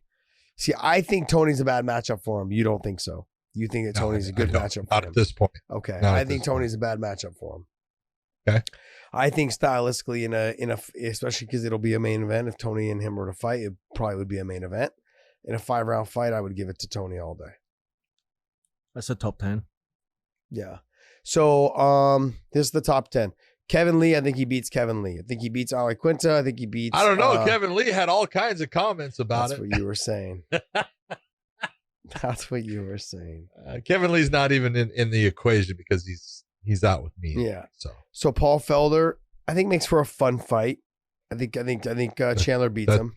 That's not a fight Paul wins. Yeah. Charles Oliveira, I think he has the potential of submitting him at some point in some exchanges. But really, I think, just do me a favor. Name me the guy that submitted Michael Chandler. I'm not saying that, but there's always going to be one. Name there could be one. There could always be one. There's okay. There's never one until there's the first. Okay, hold on. Has he fought guys that are as good on the ground as Oliveira? I don't know. Has he? Yeah. Name Dude, one. Marcin Held had him in a fucking knee bar that I watched his knee going backward. Yeah, that's true. Marcin Held's good. But is he as good as Oliveira? Well, there are other guys. Is he as good as Oliveira? Yamauchi is. Yamauchi on the ground? Yes.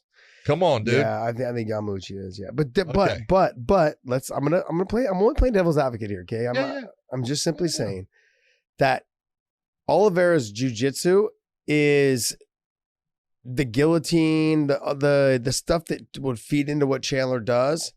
Yamauchi is not that guy. Yamauchi is the bottom guy or he's the back guy. Whereas Oliveira he's guillotines, he's arming guillotines, he's the back, he's triangles. I feel like the style of jiu-jitsu matters when you're talking about the top guys and who you fight. Like Yamauchi having a hard time being able to pull Chandler's head down and get him in that triangle position. It's not going to happen. Trying to get Chandler's back is probably not going to happen. But guillotines, they're there all day long. Yeah, I agree with you in that. But my difference with Oliveira is Oliveira has problems with pressure fighters. Yes. Guys that pressure. What's Michael Chandler going to do? He's going to walk through him. Because stand-up wise, Oliveira doesn't have that big power. And look, Michael has fought a lot of guys with power, and he does the same thing every time. He takes abuse, but he walks right through him. And he's going to walk right through what Charles Oliveira does. So, in my opinion, not the best matchup for Charles Oliveira. Yeah. Not a good one. Now, Al Quinta. I like Al. That's not a good matchup for him. And he's in the top, 8 there? 1, 2, 3. He's number 9. So Ali Quinta's not a good matchup for Chandler? I don't think so. Really? Nope. Why is that? Because the height? Wrestling? Pedigree? Like that kind of stuff? What do you think? Al does well when he has the ability to be in a position where he can take guys down and they worry about the takedown. Mike's not going to be in a position to worry about Ali Quinta's takedowns. Oh, you're saying that it's an easy fight for Michael Chandler's. I think it's not a good fight for Al. That's what. Okay. I misunderstood you. I thought you were saying it was a good fight for Al. I was like, okay, explain to me. No, I understand now. Perfect. So Paul Felder, Diego Ferreira, Paul Felder, Charles Oliveira. You say no, but we get into Dan Hooker. I don't know if you've seen. Dan Hooker, I like. He's enormous. He's so fucking big. I watched a video of him sparring with Izzy the other day. I was like, good God. I didn't even know it was Dan Hooker until he's 6'2". He's fucking big. He's 6'2", man. He's big. Jeez. He's broad shoulder. He looked bigger than Izzy when they were fucking sparring. Well, I think he's wider than Izzy. Jeez, man. But he's got bird legs compared to Izzy. Izzy doesn't actually have bird legs. So. Yeah. I think guys carry the weight different. From what I've seen from Dan Hooker, I think he's got a good chance of beating him. You think Dan has a chance of beating Mike? Yep, in 5 rounds, not in 3. Okay, not 5 rounds. 5 rounds. Okay, not in 3. I agree with you. Okay, 5 rounds, I'll agree with you. He's got a chance. 3 rounds, he's going to lose the first couple. Yeah, his movement, his reach, and if he's able to utilize those kicks, I think we've seen Chandler have problems with guys at leg kicks, the Brent Primus fights. You know, we've seen him have problems with guys that have kicked his legs. He just is not the same fighter after his legs get kicked a couple times.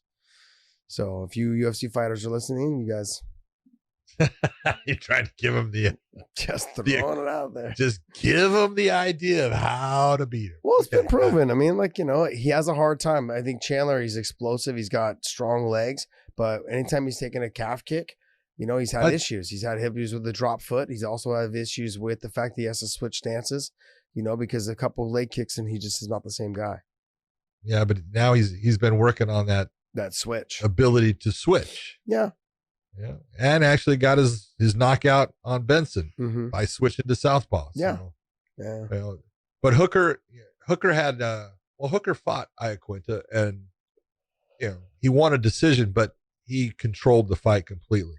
So that's a good, if you're going to look and say, well, Iaquinta and Chandler are similar in styles a little bit, live off of wrestling, try to, you know, stand up. But Chandler's got a lot more power than Iaquinta. Yeah. He's got power. A lot. Yeah. So who else in that top? You got Tony, you got Dustin. Well, I think the Connor. The whole thing, I think Connor's a bad fight for him. Because Connor, as far as accuracy, timing, distance control, and the ability to be accurate with his shots, Tony takes Chandler takes damage. Yeah. And he wears those shots, but he can only wear them for so long. And in my opinion, it might not be the best fight for him, but you know, he's got a chance. I look at it this way: if you looked at, unfortunately, for either Khabib or Justin Gaethje, yeah, if Khabib falls out, that's going to be a hard thing for Justin Gaethje. Oh yeah. Because he's fighting a completely different guy. Right. If Justin Gaethje falls out, I'm not too sure that it's that much different for Khabib. It's not, because Khabib's always going to fight the same way. Well, he's going to fight the same way, but he's fighting a guy who has got a wrestling pedigree. He has good wrestling, but he likes to stand and throw big shots and has that, you know, that kind of 100-mile-an-hour motor going in the beginning of the fight. Justin's kind of that guy, and Michael's kind of that guy. So as I look at it, if Justin falls out, it's not a big change up for Khabib. But if Khabib falls out, it would be a pretty big change up for Justin. Justin's got to deal with a bigger change than what Khabib would in facing Chandler. Yeah. I think that he has a good chance of beating Justin. So do I. I think there is a chance of him beating Khabib, but I don't. Well, there's a chance of anybody beating somebody. It's going to be a hard one, though. It's going to be a very hard one. And I'm not trying to be a homer, even though I normally am.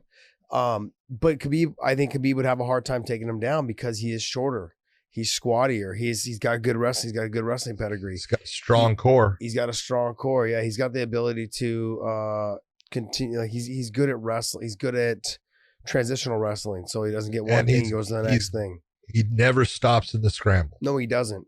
So that's a huge difference maker right there. But because he's not trying to land punches during the scramble, similar to like what Conor did when Khabib tried to take him down in that first round, where Conor made the mistake was he stopped wrestling at times to try to throw strikes. That led to him being ultimately put on his back. Yeah. Michael's not that guy. Michael's not going to sit there and try to throw shots. He's going to continue in the scramble till he comes up on top or is out. Yeah, I don't know. I think Chandler's got a good chance of. I think the Dan Hooker fight's hard for him. Conor McGregor fight is hard for him. People don't give Conor enough credit on how good his takedown defense is. You know, and even if he does get taken down, he's not someone that just lets you pass the guards, not someone that just lets you keep doing it. Like, he's good at getting back to his feet. But there is one thing about that. They're both very similar. Conor runs out of gas fast. Yes, that is true. He degrades in the fight. Michael does too. So does Mike. Michael does too. I think what'll be the factor though is that Conor's got one hell of a toe kick. Like his push kick, toe kick to the midsection, that starts wearing on you even faster. Then you start second guessing whether you should throw your right hand or not because the toe kick comes in. That's what Conor does very good. You go back and watch the Chad Mendes fight. he had a lot of success with that. That's what slowed Chad down a lot faster because of that toe kick, that body kick, those type of things, and staying long and reachy. They're going to work, and Conor's got some power. I don't think Conor would ever take the fight. He's just like, why? There's no point. If it's not for a title, I'm not fighting this guy. And just a dangerous fight for no reason. Tony Ferguson, I think Tony in a 5-round fight can beat him. Dustin Poirier, I think it's a real bad matchup for Dustin. I think the whole fight, and I love Dustin. I think it's just a hard fight for him. Hard fight for him all the way around. And the difference, and we were like, oh, what about Dan Hooker? You said Dan Hooker. Yeah, Dan Hooker is long, moves a lot. Dustin walks straight in, and throws punches, and he will get taken down if Chandler wants to take him down. Dan will probably get taken down as well, but Dan will move around. Dan Hooker will move around, stick and move. It'll be harder, I think, for Chandler to get in on the takedown. And on the feet, the way that Chandler slows down in the third and the fourth, if you're putting pressure on him and you're making him fight, you're getting exchanges. I'm not saying he can't fight his way out of it because he's been proven to do that before in the past. But he does slow down so much that Dan Hooker had showed in his last fight that he will not slow down.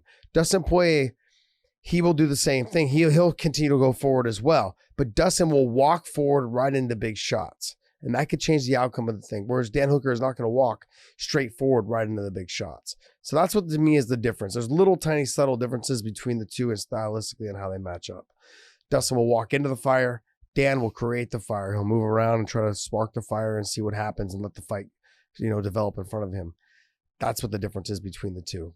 Does Dustin have a chance to beat him? Fuck yeah. Like we said, every fighter has a chance to beat each other. I would favor Dustin more the longer the fight goes if it was a 5-round fight, which it should be if it's a main event. Well, but one of the things that you can't, Chandler's been in a lot of 5-round fights, so he's made it every time. Yeah. Okay. And he had, the second fight with Eddie Alvarez was fast paced throughout. He made it, but he lost that last round, which lost him the fight. He's also younger. Yeah, he was younger, but he has gone that distance, so it's not like he can't. Because there are guys you look and you go, he can't make that distance. Yeah. Chandler can definitely make the distance, but it just styles make fights. That's why it's fun to watch. I think it's going to be fun. I put out a tweet saying, hey man, congratulations on your contract and best of luck to you. And I hope you're just as successful over there as you were in Bellator. And, congratulations to the UFC for signing him because it was a smart signing that only helps their lightweight division in bringing in a stud guy who now you've got a lot of different matchups that you can make. That opens things up for you. Yeah, I'm going to go to the Patricio comment again. Is that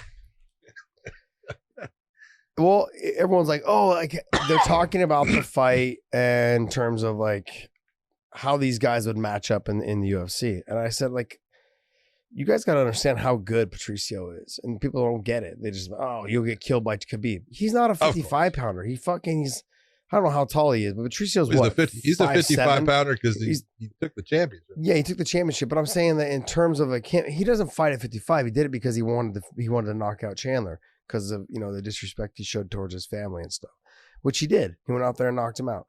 So I don't know if it was disrespect towards his family. He fought his brother twice. Yeah, but there was a lot of comments that he had made about there's comments on both sides. Come on. I'm not saying there's not. You can sit there and take it personally, but nah, come on. No, but the Pitbull brothers, they take it personally. Yes, they do. Yes, they do. But like once he lost to Patricio and you lost to the 145 pound champ, I think at Bellator they were wise not to resign him. Kind of stuck. Yeah, they were wise not to resign him. It was smart for them not to resign him. Like, hey, you lost to a guy that we consider the GOAT, basically Lima and him. I think are the GOAT guys in Bellator. And they've been around the longest, now that Chandler has left. And they've had the most success. Patricio's got the most wins, I think, and the most knockouts, I think, is what he has. Yeah, well, when he fought Chandler, both of them had the same amount of wins in Bellator and the same amount of knockouts. Yeah. So when he won and got a knockout, guess who took both of them? Yes, Patricio. And there you go. Yeah, so when we're having this conversation, everyone's like, oh, well, he would lose to Khabib. He wouldn't even want to fight Khabib. If he ever did go to the UFC, he'd want to fight at 145. No, he would want to fight Max Holloway. He'd really want to fight Jose Aldo. That was, he's always had this thing, because he's Brazilian and because, Aldo is from Brazil, that, hey, I want to prove that I'm the best Brazilian there is at the 145-pound weight class. But, now Aldo's been fighting at 135. I think that would be the fight that Patricio would want the most. What does that say, though, that the Dana was willing to go ahead and put Chandler in for the alternate in the title shot? What does that say? What does that tell you? What should it tell fans or people that are listening to this or anyone? What should it tell fans? That, he is, the Bellator guys are that good? Or just there are other fighters outside the organization of the UFC? I'm asking. It all comes down to this. It's no different than, Khamzat Chimaev. Where was he 3 fights ago? Yeah. He was outside the UFC fighting. And these are the guys that we see all the time. And we go, yeah, that guy's good. That guy can compete with anybody in any promotion. Now, can he fight against the world champion at this moment? Maybe not, but he just needs a little bit of time, a little bit of seasoning and experience to get him to that level. And you see that. And look, Chandler, people say what they want. Chandler has been an outstanding fighter for a lot of years. He's a huge signing for the UFC. That's a big feather in their cap to get him. And, Dana is smart enough to go, okay, I really don't, want to put him against my, one of my champions right now, but hey, I've got Poirier and Ferguson and I've got some contract problems with him. I just signed him. This guy will fight right now for what I just signed him for. Screw it. I've got a backup. I'm going to do it. Now, could it bite him in the ass? It could. It really could. It could absolutely. How so? Because if you took and take one of the two, either Khabib out or, especially if you took Justin out and Chandler was able to get a win against Khabib, what does that say? Yeah. What does it say? And here's your biggest problem, and this is the one problem that Dana didn't think about, is if he got that win, and I'm not saying he's going to, but if he got it, we'll just say figuratively, then your 155-pound champion was beaten by the 145-pound champion of the other promotion. That's what Pitbull is saying. That's what Patricio is trying to say all the time here now.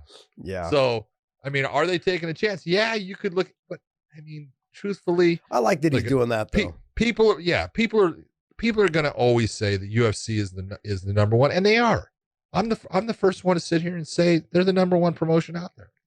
Okay, they are. They're the biggest promotion out there. They put on more fights. They have more fighters. I'll say all the stuff that's true, but I'm not going to sit there and say they have all the best fighters. No, they don't. They don't. Okay, that's just not true. I know it's not true, and I don't say it, because I work for Bellator.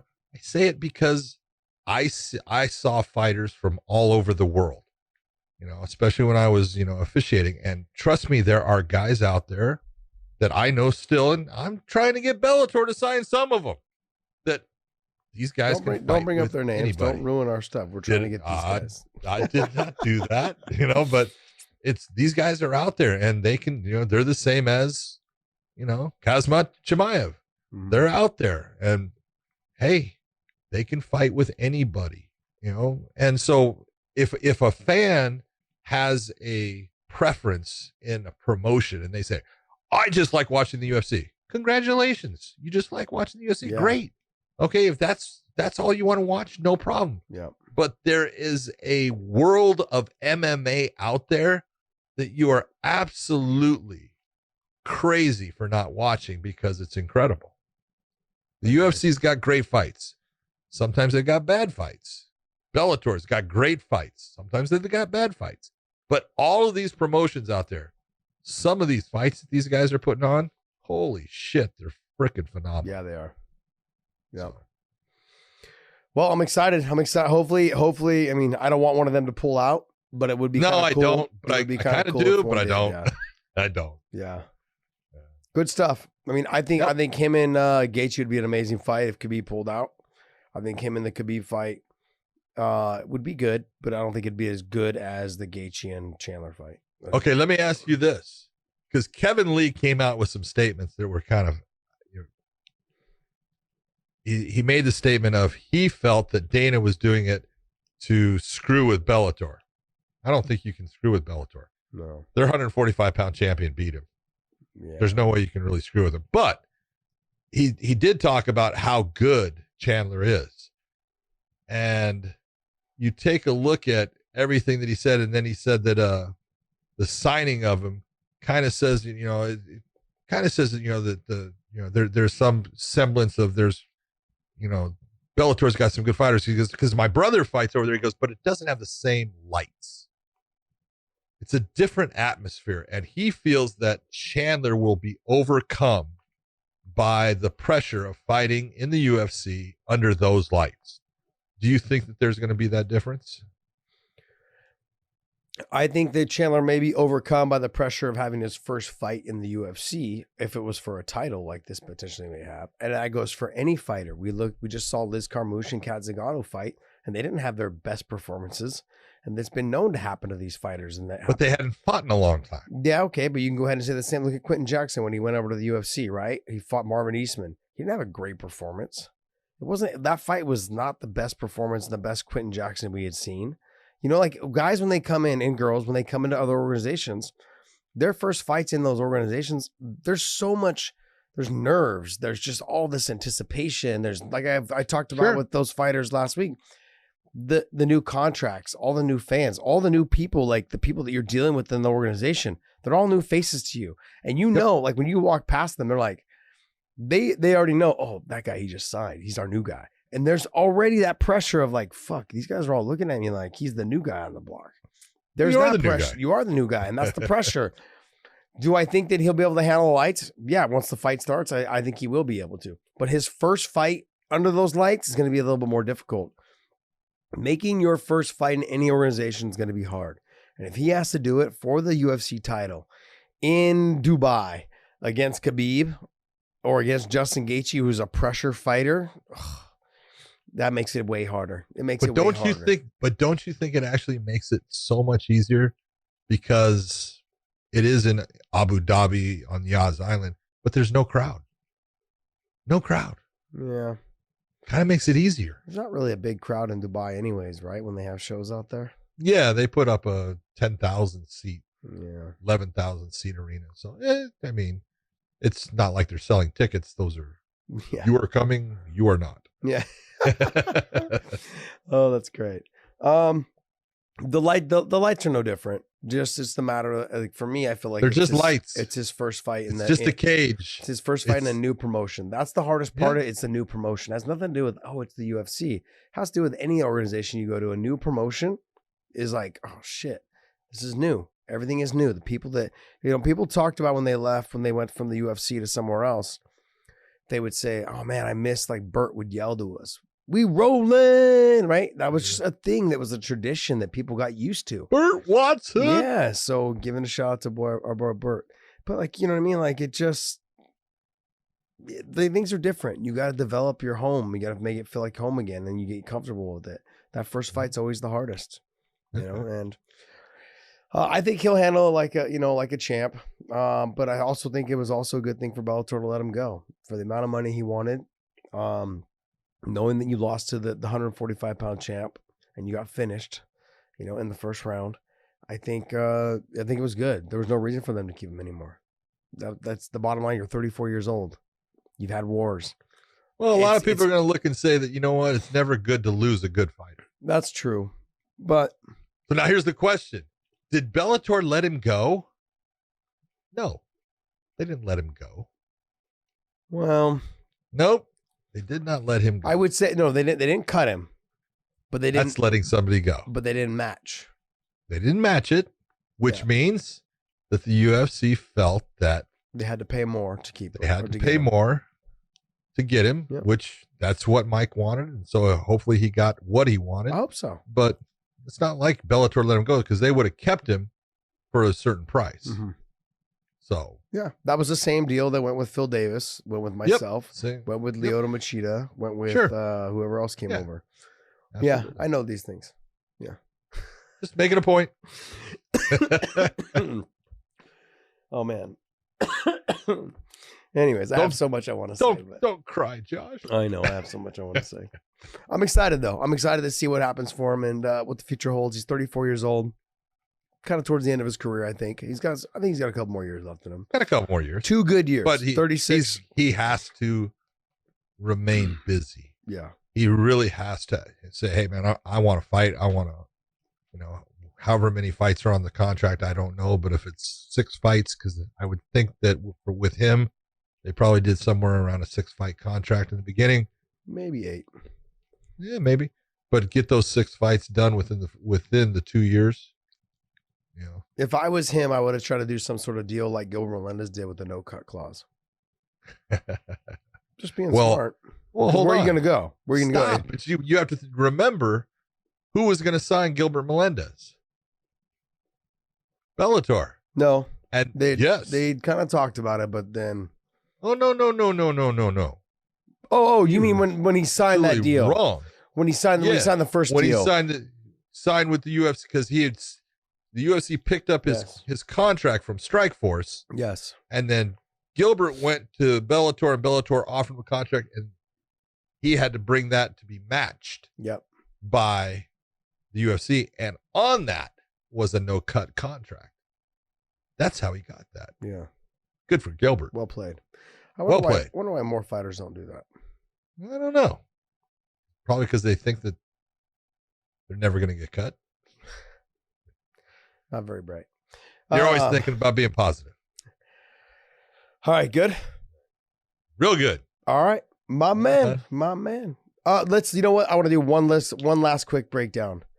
Israel Adesanya and Paulo Costa. Oh. And we got to talk about Dominick Reyes and Jan Blachowicz. Okay. I like the Paulo Costa versus Israel matchup, but I do think it is the proverbial matador versus the bull. Not that Paulo Costa is not very technically good, super strong, hits hard, but it's the angles that Adesanya creates. It's the same angles that he created when he was in kickboxing, when I was working with him. He understands how to make you think that you're going to be able to land something and extend, and he just turns off and he lands just a little shot. He doesn't try to hit you hard. He just makes you understand, oh, you missed, I hit you. And it's those little shots that I see being the difference in this fight. Yeah. Obviously, Paulo can knock anybody out. He's got that kind of power. I just don't think that he actually has the stand-up acumen that Israel Adesanya has. Can you get Izzy down? I don't think he's going to try. I really don't. He's not going to try to get him down, which is going to allow Israel to be even more effective, because it's when Israel is worried about someone taking him down that he changes his stance. He doesn't do the same kicks. But how many people have you seen Paulo Costa try to take down? He took Yoel down, though. I'm just saying. He took He Yoel punched down. Yoel down. He thought he took him down in the second round. He punched him down. Oh, I thought he took him down. I thought there was one exchange. Where he was able to. I think Yoel took him down. He scrambled back up to his feet on the single leg and then took Yoel down. It was in that maybe the first round exchange. That's not him trying to take Yoel down. Whatever. He ended up getting the That's a takedown and he scramble. ended up on top. I don't know. I just look at it. This is the bull always looks and thinks the matador is going to be easy. Yeah. And all I have to do is run him over. Problem is actually running him over. And I really think this is the difference of the bull and matador. I see Adesanya slowly and systematically hitting Paulo with shot after shot that starts to slow him down. And then, 5 rounds, you don't have to win all the rounds. You don't have to win all the minutes. That's a lot of muscle that he's carrying, and muscle takes oxygen. So I just look at it, to me, in the end, I think that Adesanya goes to 20-0. Yeah, no, I would kind of agree. My only concern is with Izzy is when you take guys that are top level kickboxers and they're used to when guys barrage them with punches with kickboxing gloves on, which are, 10 ounces, I think is when they're fighting. 12 ounces. Yeah, 12 ounces. They're wearing 12-ounce gloves. Well, for my weight depends on class, they're weight. 10. Yeah, 10. So for me, it'd be 10-ounce gloves. They would wear 10-ounce gloves. There's a lot more padding to cover up things. Paulo Costa just fights recklessly and just throws a lot of punches, and like you say, tires himself out. A lot of elbows in the clinch. A lot of looping punches. But he's a gritty dog of a fighter. You know what I mean? Like, when he gets against the cage. When you take someone who is as much of a technician as Izzy is, they sometimes they don't know how to handle guys that are just like the gym brawlers.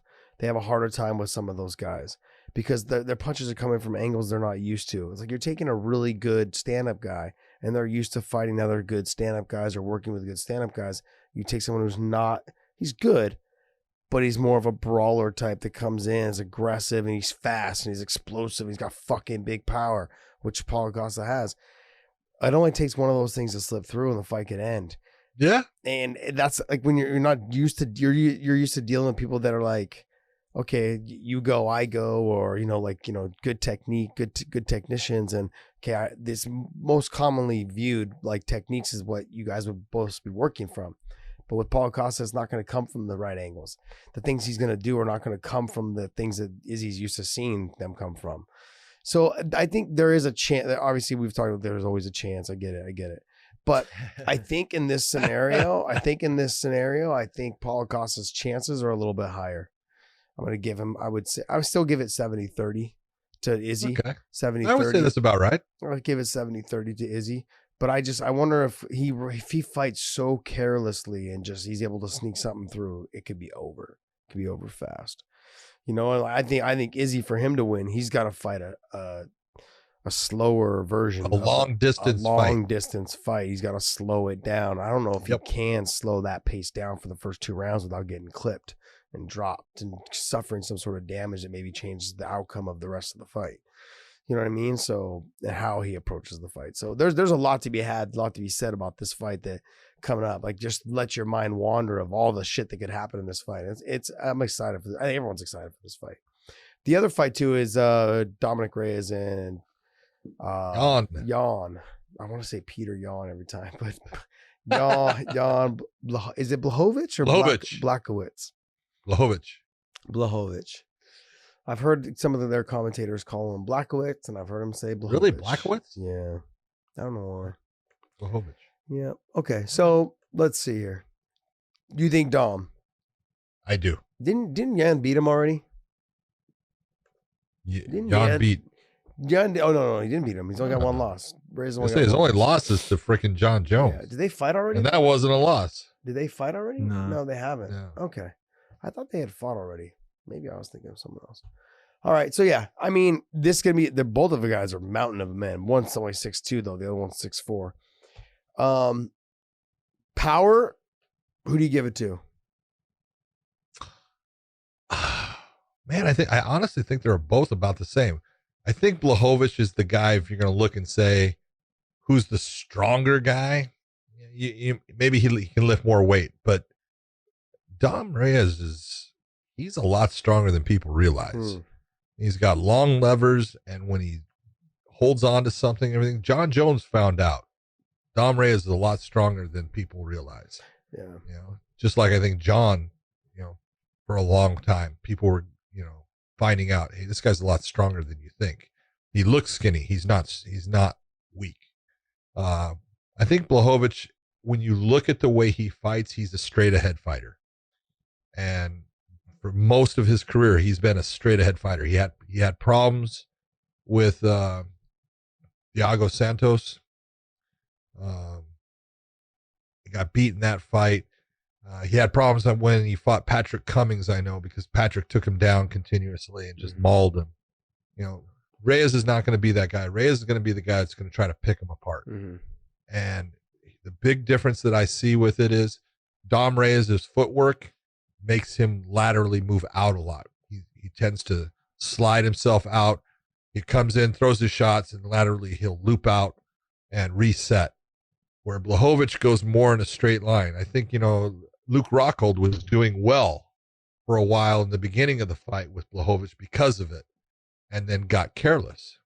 So if Dom Reyes gets careless, Blachowicz got the power. He can put anybody out. But as I see this fight, I just see that, in my opinion, Dom Reyes is going to, as the fight goes on, you're going to see more and more damage slowing Jan down and him not being able to keep up with the output that Dom Reyes is able to put out there.